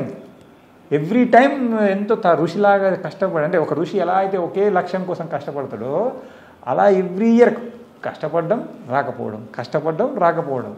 మరి అలాంటి సిచ్యువేషన్లో కూడా గోల్ అంటే తన లక్ష్యాన్ని అయితే తను వదిలిపెట్టలే కదా. సో మనం కూడా అంతే. ఒకసారి ఫెయిల్ అంటే మాత్రం జీవితం ఏమి ఆగిపోదు. సో స్టూడెంట్స్ ఎప్పుడు కూడా డోంట్ టేక్ టు హార్ట్. మీ తల్లిదండ్రులకి మీరే ముఖ్యం. మీ చదువు, మీ కెరీర్ అనేది వాళ్ళకి సెకండ్. కెరీర్ ఇది కాకపోతే ఇంకోటి. ఇప్పుడు ఒకళ్ళు ఇంజనీరింగ్లో అద్భుతంగా ఉండొచ్చు, ఇంకొకళ్ళు ఐటీలో అద్భుతంగా ఉండొచ్చు. ఈ 2 కాకపోతే ఇంకొక రంగంలో నువ్వు అద్భుతంగా ఉండొచ్చు. బతకడానికి చాలా ఉంటాయి. బతకడానికి సామెతే ఉంది కదా, 1000 దారులు అన్నట్టు. అలా నువ్వు ఆలోచించాలి. కానీ ఆత్మహత్య పరిష్కారం అనేది ఏ రోజుకు కాదు. అది తీరని గర్భశోకాన్ని మిగిల్చడం ఆ తల్లిదండ్రులకు. కానీ కొంతమంది ప్రేమ విఫలమై చేసుకుంటారు. వాళ్ళకి అది ప్రేమ ఎప్పుడు మొదలైంది? మధ్యలో మొదలైంది. సో దానికి ఇప్పుడు విఫలమైంది అని నువ్వు సక్సెస్ అని అదే చెప్తున్నాను. ప్రతిదీ సక్సెస్ అనేది ఉండకపోవచ్చు. ఇప్పుడు ఒక అమ్మాయి అబ్బాయి ప్రేమించుకున్నారు, సడన్గా అమ్మాయి లేదు అబ్బాయి ఏదో రీజన్ వల్ల జరిగారు అంటే వాళ్ళకి ప్రేమ లేక వదిలేసిపోయినని కాదు. అక్కడ situations may not permit, family situations కావచ్చు, ఇంకా వేరే రీజన్స్ కావచ్చు. అలాంటప్పుడు నువ్వు కూడా అండర్స్టాండ్ చేసుకోవాలి. ఇప్పుడు మనం ఎన్నో సినిమాలు మనం చూస్తాం, సినిమానే కావచ్చు, కానీ అక్కడ ఉద్దేశం ఏంది, ఒక మెసేజ్, లైఫ్ ఇంపార్టెంటు, ఈ ప్రేమ అనేది నీకు ఒక పార్ట్ లైఫ్లో అంతే. ఇప్పుడు మరి నువ్వు మ్యాక్సిమం ఎవరు లవ్ తీసుకున్నాం మనం ఎన్ని సంవత్సరాలు ఉంటుందండి? ఒక సంవత్సరం నుంచి మొదలు పెట్టుకుని ఒక 4 సంవత్సరాలు, 5 సంవత్సరాలు, 6 సంవత్సరాలు, లేదు 10 సంవత్సరాలు అనుకుందాం. మీరు 10 సంవత్సరాలుగా ప్రేమించుకున్నారు, ఈరోజు ఆ 10 సంవత్సరాల ప్రేమ దక్కలేని మీరు చనిపోతా అంటారు. మరి వాటేపోటి 25 సంవత్సరాలు నేను తల్లిని కని పెంచి పెద్ద చేసిన నీ తల్లిదండ్రుల ప్రేమ, మరి నువ్వు వాళ్ళకి ఏమి ఇస్తున్నట్టు? వాళ్ళదే గొప్ప కదా. మరి ఇప్పుడు ప్రతిదానికి ఏమంటారు, కాలమే సమాధానం చెప్తుందని ఒకటి పెద్దవాళ్ళు చెప్తూ ఉంటారు మనకు. సో మీరు ప్రేమించారు, సక్సెస్ అయితే వెల్ అండ్ గుడ్. సక్సెస్ కాకపోతే ఎస్, సమ్ డేస్ మీకు ఫీలింగ్ ఉంటుంది, you go and spend with your father, mother or some other place and come back, start new journey. ప్రేమించలేదని అమ్మాయిని దారుణంగా హత్య చేస్తారు, అది మూర్ఖత్వం, అది చాలా తప్పు. ప్రేమించలేదని అంటే ప్రతి వ్యక్తికి తనకు నచ్చినట్టు ఉండే హక్కు ఉంది. నువ్వు డిక్టేట్ చేసే అధికారం మనకు ఎవరికి లేదు. అలాంటి పిచ్చి పనులు చేస్తే చాలా ఇబ్బంది పడాల్సి వస్తుంది. ఓకే సార్, ఇంకా ట్రాఫిక్ మీద తీసుకుంటే మీకు సర్వీసులు చాలా ట్రాఫిక్ కేసులు చూస్తుంటారు. ఒక ప్యాథటిక్ కేసులు ఎలా కనిపిస్తుంటాయండి? హెల్మెట్ లేకపోవడం వల్ల లేదా రాంగ్ రూట్లు రావడం వల్ల ఎక్కువ మంది ఎలా చనిపోతుంటారు? అంటే ఇప్పుడు మీకు చెప్పాను నేను హెల్మెట్ ఇంపార్టెన్స్ అనేది నేను మీకు చెప్పాను. ఇప్పుడు ఏంటంటే మా కానిస్టేబుల్ నేను హెల్మెట్ ఇచ్చాను, ఆ రోజు ఇక్కడికి టీ దాకా వస్తాను, స్టేషన్ బయటకు వచ్చి టర్నింగ్ మీద పడిపోతాడు, ఎలాంటి చిన్న గాయం కూడా లేదు, హెల్మెట్ ఏమో వెనక వేలాడుతుంది. నేను అర్థం దహన సంస్కారాలకు వాళ్ళ ఇంటికి వెళ్ళాను. ఇంటికి వెళ్ళినప్పుడు వాళ్ళ భార్య వాళ్ళందరూ అంటున్నారు, సార్ మీరు ఇచ్చారు పెట్టుకోలేదు ఇలా చూడండి. అక్కడికి వెళ్ళి ఇచ్చి సరే అది నేను ఇచ్చానా, అది దల్లిగా పడ్డారు. అతనికి ఒక పాప, ఒక బాబు, తల్లి, తండ్రి, తండ్రి ఏమో మంచంలో ఉన్నాడు, తల్లి ఓల్డ్ ఏజ్ వైఫ్, ఆ వైఫ్ ఏం జాబ్ లేదు. వీళ్ళందరి పరిస్థితి ఏంది? అదే నువ్వు హెల్మెట్ పెట్టుకొని ఉంటే ఆ పరిస్థితి అలాగ లేదు కదా. సో ఎప్పుడు మనకేమనిపిస్తుంది అంటే ఆ టైంలో ఇక్కడికే అనుకుంటాం మనం, ఇక్కడికా ఎక్కడికా అన్నది ఇక్కడ విషయం కాదు. ఫస్ట్ మనకంటే కూడా నీకంటే కూడా నీ వెనకాల ఎంతమంది ఉన్నారు ముందు అది ఆలోచించాలి. ఇప్పుడు నీ తల్లి ఉంటుంది, తండ్రి ఉంటుంది, ఎవడు చూస్తాడు ఎంత? ఇప్పుడు సపోజ్ మహా అయితే ఒకసారి హెల్ప్ చేస్తాడు, 2 సార్లు హెల్ప్ చేస్తారు. ఇప్పుడు ఈ రోజుల్లో మనం చూడవచ్చు ఎంత హెల్త్ ప్రాబ్లమ్స్ ఉంటున్నాయి. ఎన్నిసార్లు తీసుకెళ్తారు? లేదు, ఎవరు తీసుకెళ్ళరు. 2-3 సార్లు వస్తారు, 4వసారి ఎస్కేప్ అవుతారు ఎవరైనా. నీ కొడుకున్నాడు, నీ కొడుకు సక్సెస్ సాధిస్తాడు. ఎగ్జాంపుల్ చెప్తాను, మంచి స్టేట్ ఫస్ట్ వచ్చింది ఇంటర్మీడియట్లో, నీ ఫోటో దగ్గరికి వస్తే దానికి సమాధానం ఏంది? కనీసం ఎంజాయ్ చేయడానికి నువ్వు ఉండవు అక్కడ. నీ కూతురు పెళ్ళి ఉంటుంది, ఎవడో కాళ్ళు గడుగుతాడు, నువ్వు ఉండవు అక్కడ. నీ ఉన్నందుకు నీ భార్య కూడా ఆ రోజు నేను తలుచుకొని ఏడుస్తూ ఉంటుంది. ఎక్కడ జరిగింది ఈ మిస్టేకు? మనం హెల్మెట్ పెట్టుకోకపోవడం వల్ల. అదేవిధంగా సీట్ బెల్ట్ కూడా అంతే. మీరు ఒక యాక్సిడెంట్ అయినప్పుడు వెహికల్, 4-వీలర్ వెహికల్ యాక్సిడెంట్ అయినప్పుడు 90 to 95% ప్రొటెక్షన్ సీట్ బెల్ట్ వల్ల వస్తుంది. ఓన్లీ జస్ట్ 5 to 8% మాత్రమే బెలూన్. సో అలాంటి సీట్ బెల్ట్ మనం ఏంటంటే నెగ్లిజెన్స్. ఇక్కడికే ఇంకా కొత్త ట్రెండ్ ఇప్పుడు ఏంటంటే సౌండ్ వస్తుంది అంటే మన గవర్నమెంట్ ఇప్పుడు ఏంటంటే సౌండ్స్ అంటే పెట్టుకోకపోతే సౌండ్ వస్తుంది కదా, వెనకాల నుంచి పెట్టేస్తారు. ఆ సౌండ్ ఇచ్చింది నువ్వు వెనకాల నుంచి పెట్టమని కాదు, నిన్ను నువ్వు ప్రొటెక్ట్ చేసుకోమని. దీని ఎఫెక్ట్ ఎప్పుడు తెలుస్తుంది అంటే నేను చెప్పాను కదా, ఇప్పుడు ఇలాంటి సిచ్యువేషన్ మన ఫ్యామిలీలో ఎదురైన రోజు దాన్ని ఎవ్వరూ పూడ్చలేరు. మీరు లేని లోటు మీ వల్లే పూడ్చబడుతుంది. ఇప్పుడు మీరు తల్లిదండ్రులకు ఒక్కటే కొడుకు అనుకుంటే, మీరు లేరనుకోండి ఇంకెక్కడ ఉండాలి కొడుకు? ఉన్నాడా? ఎవడన్నా చేస్తాడా? కొడుకు చూసినట్టు తల్లిదండ్రులు చూసేవాడు ఎవడైనా ఉంటాడు ఈ లోకంలో? మరి ఇంకెక్కడ ఉంది? ఇప్పుడు స్టూడెంట్స్ కూడా నేను చూస్తూ ఉంటాం, ర్యాష్గా వెళ్తూ ఉంటారు. నిన్న ఇది కూడా నర్సంపేటలో జరిగింది. బిట్స్ కాలేజ్ అని చెప్పి ఉంటుంది మనకు నర్సంపేటలో, నర్సంపేట నుంచి వరంగల్ వచ్చే దారిలో ఇంజనీరింగ్ కాలేజీ పెద్దది. 2 పిల్లలు వెళ్తూ ఉంటారు, I think it about 8 o'clock evening. Night time 8 o'clock ర్యాష్గా వెళ్ళేసి పోయి కొట్టేస్తారు అంతే. వెనకాల ట్రాక్టర్కి కొట్టేసుకుంటారు. స్పాట్ డెడ్ ఇద్దరికి హెల్మెట్ లేదు, ర్యాష్ డ్రైవింగు, డైరెక్ట్ వెళ్ళి కొట్టేసుకుంటారు. నెక్స్ట్ డే పోస్ట్ మార్టం దగ్గరికి నేను వెళ్తాను. తల్లిదండ్రులు వస్తారు, ఒక్కడే కొడుకు వీడు. అయ్యో, అసలు ఆ తండ్రి కానీ ఆ తల్లిని కానీ ఓదార్చడం అసలు ఎవరి వల్ల కాలే. అక్కడ 16-18 ఏళ్ళ కొడుకు కళ్ళ ముందు చనిపోతే ఎలా ఉంటుంది చూడండి. అది జరిగిన తర్వాత ఐ థింక్ 3 or 4 months తర్వాత వాళ్ళ ఫాదర్ పిచ్చోడు అయిపోయాడు. అంటే నేను అక్కడే కాబట్టి మామూలుగా వేరే కోర్టులో కేసు నడుస్తుంది, మామూలుగా పిలిపిద్దామని లోకల్ వాళ్ళతో మాట్లాడితే వాళ్ళు చెప్పారు అతను పూర్తిగా పిచ్చోడు అయిపోయాడు అని. చూడండి, మీరు మనం సర్రాకి చేసే ఫీట్స్, ఎస్పెషల్లీ స్టూడెంట్స్ ఇంటర్మీడియట్ నుంచి ఇంజనీరింగ్ పిల్లలు, మీరు తెలియదు మీ తల్లిదండ్రులకు మీ పైన ఎంత ప్రేమ ఉందని. మీ నాన్న నువ్వు పుట్టినరోజు నుంచి తనకంటూ ఏది ఆశించకుండా నీకోసం కష్టపడతాడు. కష్టపడి ప్రతీది నీకోసం దాచి నిన్ను ఒక 16 సంవత్సరాల కుర్రలాగా పెంచాడంటే తన 16 ఏళ్ళ జీవితాన్ని త్యాగం చేస్తాడు. మనకు అది ఒక సాంగ్ ఉంటుంది, ఐ కాంట్ రిమెంబర్, కానీ అందులో ఒక మా తల్లి మాంసం ముద్ద అని చెప్తూ మా నాన్న రక్తమే నాకు డీజిల్ లాగా చేయాలంటే ఒక సాంగ్ ఉంటుంది, అది ఐ కాంట్ రిమెంబర్ నౌ. ఒకటే గుర్తుపెట్టుకోండి, ఎస్పెషల్లీ యూత్, మీ అమ్మ నాన్న వాళ్ళ రక్తాన్ని చెమటలాగా మార్చి మీకోసం బతుకుతున్నారు. వాళ్ళు మీకోసమే. ఎస్పెషల్లీ మీరు చిన్న చిన్న సరదాల కోసము, అంటే బైక్ అడదిడ్డంగా తిప్పుతూ ఉంటారు, ర్యాష్గా డ్రైవ్ చేస్తారు, హెల్మెట్ పెట్టుకోరు, దాంతో ఫీట్లు చేస్తూ ఉంటారు. ఇప్పుడు చూడండి పాపం అజరుద్దీన్ గారిది, మనిషి వెళ్ళిన తర్వాత యూ కాంట్ గెట్ కోట శ్రీనివాసరావు గారు,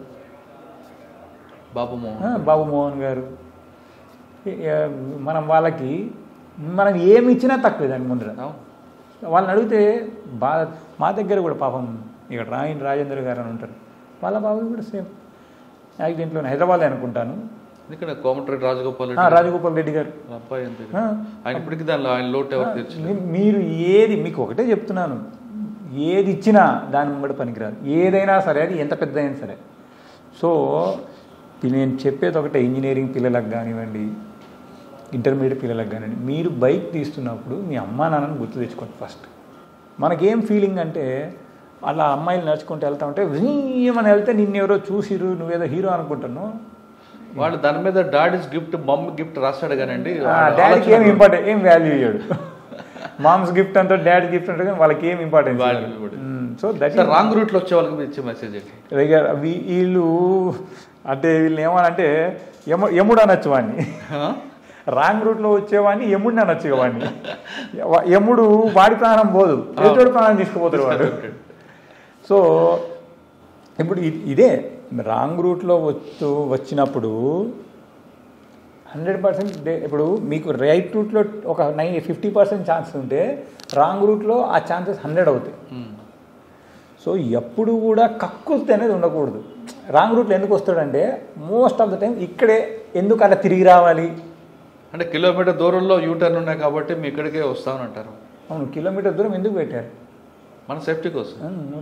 నీ సేఫ్టీ కంటే 10 రూపాయల పెట్రోల్ నీకు ఎక్కువ అయిపోయిందా? నీ లైఫ్ వాల్యూ లేదు, 10 రూపాయల పాయింట్ వాల్యూ లేదా? మన లైఫ్, నా లైఫ్ కాదు, అవతల లైఫ్ కూడా. వాళ్ళ లైఫ్ వదిలేయండి, సరే వాళ్ళకి ఏదైనా అయితే తర్వాత సంగతి. ఇప్పుడు వీడికి ఫ్యామిలీ ఉంటుంది కదా, ఫ్యామిలీ ఉంటుంది, పిల్లలు ఉంటుంది. ఇంకా దరిద్రం ఏంటంటే పిల్లల్ని ఎక్కించుకొని పోతూ ఉంటారు ఇంకా మళ్ళీ రాంగ్ రూట్లో. ఎస్పెషల్లీ స్కూల్స్ దగ్గర మీరు చూడండి, చాలా చోట్ల పిల్లల్ని ఎక్కించుకొని అడ్డదిడ్డంగా పోతూ ఉంటారు వీళ్ళు. వీడి లైఫ్కి ఎలాగో వాల్యూ లేదు పాపం, అప్పుడప్పుడే లైఫ్ స్టార్ట్ అవుతుంటుంది వాళ్ళకు కూడా వీళ్ళు లైఫ్ చిరిమేస్తున్నారు. So wrong route, helmet, seat belt, ఇవన్నీ గవర్నమెంట్ కొన్ని రూల్స్ ఫ్రేమ్ చేశారంటే దాని వెనకాల ఎంతో స్టడీ ఉంటుంది. ఊరికనే ఏది పెట్టరు. ఒక సమాజంలో ఒక రూల్ వచ్చిందంటే it has long long long study. అవన్నీ చూసే పెద్దలు అవన్నీ దానివల్ల వచ్చే కాన్సిక్వెన్సెస్ మనకు తెలుసుకున్న తర్వాతే ఇవన్నీ పెట్టారు. సో దాన్ని మనం రాంగ్ ఇప్పుడు కామన్ ఏంది, ఒక పోలీస్ ఆఫీసర్ రాంగ్ రూట్లో రాగానే ఆపేసి మనకు ఫైన్ వేయగానే మనం ఏదో ఇరిటేషన్ అయిపోయి ఏదో అనుకుంటాం. నువ్వు ఎందుకు వచ్చావు బ్రదర్, ఫస్ట్ నువ్వు ఎందుకు వచ్చావు, నువ్వు రావచ్చు కదా, నువ్వు కరెక్ట్ ఉంటే ఆ పరిస్థితే లేదే.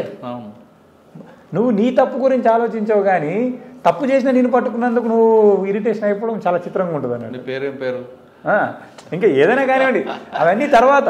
మరి మమ్మల్ని మేము ఎవరేమన్నా మేము పెద్దగా ఫీల్ అవ్వం, ఎందుకంటే మా జాబే అది.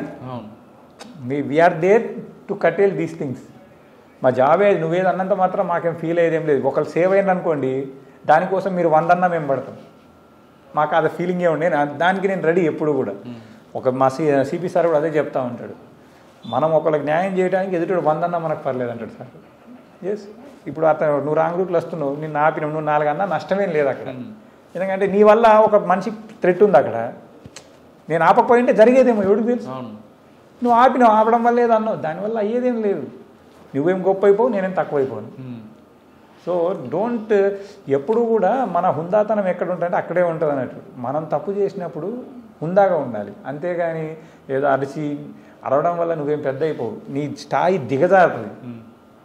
నువ్వు ఫస్టే రాంగ్ రూట్లో రావడం వల్ల దిగజారావు, అరవడం వల్ల ఇంకా అధంపాతాలకు వెళ్ళిపోతున్నావు అన్నట్టు. సో ఎప్పుడు that is not the proper way. Traffic rules పాటించాలంట 100% పాటించాలి. ఈ ట్రాఫిక్ అనే కాదు, మన రోడ్ సెన్స్ అనేది మనం డెవలప్ చేసుకోవాలి, మన పిల్లలకు డెవలప్ చేయాలి, మన చుట్టుపక్కల అందరికి కూడా కుదిరినప్పుడు చెప్పడానికి ట్రై చేయాలి. ఇది ఒక్కల సేఫ్టీ కాదు. రాంగ్ రూట్లో వచ్చి వేరే వాడు గుద్దినా మన ప్రాణం పోవచ్చు, మనం రాంగ్ రూట్లో పోయి గుద్దినా మన ప్రాణం పోవచ్చు. సో ఇది అందరి బాధ్యత, అందరూ కలిసి చేయాల్సిన బాధ్యత. పోలీస్ డిపార్ట్మెంట్ రావాలనుకున్న వాళ్ళకి మీరు ఇచ్చే మెసేజ్ ఏంటి? అంటే సాధారణంగా మీ జనరేషన్ తర్వాత వచ్చే వాళ్ళందరూ కూడా యూనిఫామ్ ఉంటుంది, ఆ పవర్ ఉంటుంది, దాంతో డబ్బులు వస్తాయి, రకరకాలు ఊహించుకొని వస్తుంటారు. అటువంటి వాళ్ళకి మాత్రం మీరు చెప్పండి మెసేజ్. ఒకటేనండి, ఇది సర్వీస్ మోడ్తో వచ్చేవాళ్ళు చాలా తక్కువ మంది కనిపిస్తుంటారు. కానీ తొందరగా ఈజీ మనీ కోసం వచ్చి ఏదో సంపాదించేద్దాం, డిపార్ట్మెంట్ అడ్డం పెట్టుకుని దోచుకుందాం అనే భావంతో వచ్చే వాళ్ళకి మీరు ఇచ్చే మెసేజ్. అలాంటి ఆలోచన ఉంటే రాకపోవడమే బెటర్. రైట్. ఎందుకంటే ఈ డిపార్ట్మెంట్ ఎంతో ఉన్నతమైన డిపార్ట్మెంట్. ఎందుకంటే జవాబుదారీ అనేది మీరు గమనిస్తే ఇక్కడ చాలా ఎక్కువ. మీరు చూడండి, మీరు ఏ నైట్ అయినా పోలీస్ స్టేషన్కి వెళ్ళచ్చు. మీకు మిగతా ఏ గవర్నమెంట్ ఆఫీస్ అయినా 10 to 5 పనిచేస్తుంది. కానీ 365 days 24 hours ఓపెన్ ఉండేది ఒక పోలీస్ స్టేషన్. అక్కడే మనం అర్థం చేసుకోవాలి ఇక్కడ జవాబుదారితనం చాలా ఎక్కువ అని. ఏదో ఆశించి వస్తే అది మనం మొదటికే మోసం వచ్చిందని అంటారు చూడండి, అలాంటి పరిస్థితి వస్తుంది. సో అలాంటి ఆశలు ఎప్పుడూ పెట్టుకోవద్దు. కాకపోతే గవర్నమెంట్ మిమ్మల్ని చాలా బాగా చూసుకుంటుంది. ఇప్పుడు మీరు చూడండి, పోలీస్ డిపార్ట్మెంట్లోకి మీరు వస్తే ఒక ఎస్ఐగా మీరు వచ్చారంటే ఆ మండలంలో ఉన్న ప్రజలందరికీ మీరు తెలుసు, మీకు ఎంత గుర్తింపు ఉంటుంది. ఆ గుర్తింపు కావాలనుకుంటే దీంట్లోకి రండి. ఎంత రెస్పెక్ట్ ఇస్తారు మీకు.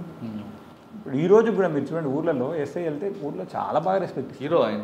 అవునండి, మరి అది కోరుకొని రావాలి, అంతేగాని ఇంకేదో ఆశించి వస్తే నేను చెప్తున్నాను కదా, మీరు వచ్చిన తర్వాత ఖచ్చితంగా ఇక్కడ బఫూన్ అవుతారు పక్క. ఎప్పుడైనా హీరోలాగా ఉంటేనే హీరోలాగా లేకుండా మీరు ఏదోలాగా వచ్చారనుకోండి, they will also treat like that only.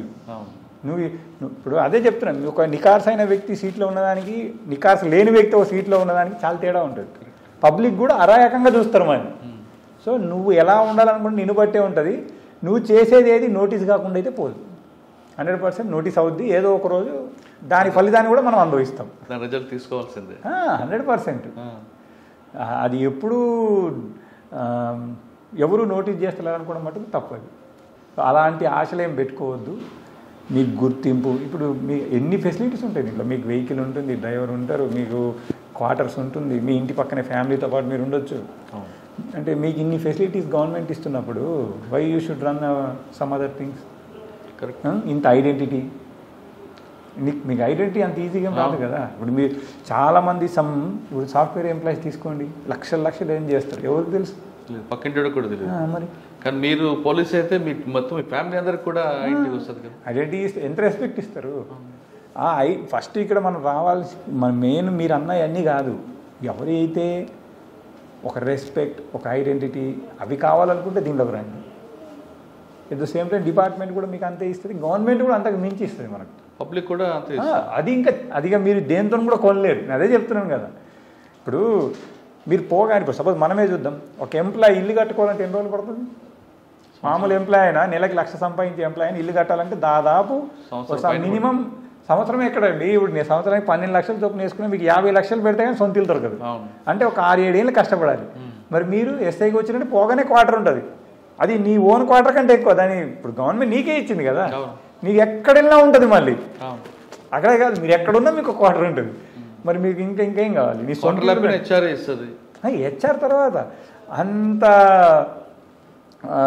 అన్నీ నీకు ఎవరు ఇస్తారు? నీకు వెహికల్, డ్రైవర్ నువ్వు పెట్టుకో చూద్దాం. ప్రైవేట్ ఎంప్లాయీ 1,00,000 శాలరీ ఉన్నట్టు వెహికల్ తీసుకుని డ్రైవర్ పెట్టుకోగలరా? మినిమం 25,000 అది అవుతుంది, పెట్టుకోగలరా ఫస్ట్? మరి అంటే అనేది ఏంటంటే you don't compare this with other means. This is అవన్నీ నువ్వు అంటే మనం ఒక త్రాసు పెట్టుకుంటే అవన్నీ ఒక దాంట్లో వేస్తే ఇవన్నీ దీంట్లో జస్ట్ ఒక రెస్పెక్ట్ అనేది వేస్తే అవన్నీ కింద పడిపోతాయి ఒకసారికి. కరెక్ట్. సో దీన్ని చూసి మనం రావాలి. ఏదైతే మనం గవర్నమెంట్ చూసుకుంటున్న విధానం కానీ, మనకి ఇక్కడ ఆఫీసర్స్ చూసుకుంటున్న విధానం కానీ, ప్రజల్లో రెస్పెక్ట్ కానీ, ఎట్ ద సేమ్ టైం ఒక సర్వీస్ మోటో ఉంటేనే దీంట్లోకి రావాలి. ఇది కంప్లీట్లీ ఇది లా ఎన్ఫోర్స్మెంటింగ్ ఏజెన్సీ కాబట్టి మనం వేరే ఉద్దేశంతో వస్తే అదేలా మన పైన ఎన్ఫోర్స్ అయింది, అందులో నో డౌట్ ఇక్కడ. సో అవేం ఆశించద్దు ఇక్కడ. You better come with plain heart 100%. మనం ఇప్పుడు మీరు అన్నారు సర్వీస్, ఎస్ సర్వీస్ తోటి చాలామంది హైలైట్ అయ్యారు. ఇప్పుడు మనం చెప్పుకుంటాం, మనం ఫస్ట్ మాట్లాడుకున్నాం వాళ్ళు ఊరికనే ఈరోజు అంత పెద్ద అంటే అంతలా ప్రజల్లోకి ఎందుకు వెళ్ళారు? బికాజ్ ఆఫ్ సర్వీస్ నోటెడ్ అయ్యారు ఎంతోమంది. ఈవెన్ ఎస్ఐలు కూడా మీరు ఊర్లోకి వెళ్తే, అంటే ఫ్రాంక్లీ స్పీకింగ్, ఒక ఏసీపో ఒక డీసీపో తెలుసో తెలియదో కానీ ఆ మండలంలో ఉన్న ఎస్ఐ ఆ ఊర్లో ప్రతి అందరూ తెలుస్తుంది. కరెక్ట్, హీరో ఆయన. మరి ఇప్పుడు ఇక్కడ ఎక్కువ అక్కడ ఎక్కువ. అదే కదా. So always respect name is more than anything. Service motto ఉన్న వాళ్ళు మాత్రమే పోలీస్ డిపార్ట్మెంట్ రండి అంటారు మురళీధర్ గారు. ఒకవేళ డిపార్ట్మెంట్కి వచ్చిన తర్వాత అది మీరు చేసే పని మీకే కాదు, టోటల్గా మీ కుటుంబానికే సమాజంలో పెద్ద గౌరవ మర్యాదలు ఇచ్చే జాబ్ కాబట్టి సర్వీస్ మోటోతో రండి, మంచి పేరు తెచ్చుకోండి అంటారు మురళీధర్ గారు. ఇది ఈ వారం మురళీధర్ గారితో ఎక్స్క్లూజివ్ ఇంటర్వ్యూ. వచ్చే వారం మరో గెస్ట్తో బళ్ళికలతో. అంతవరకు నమస్తే.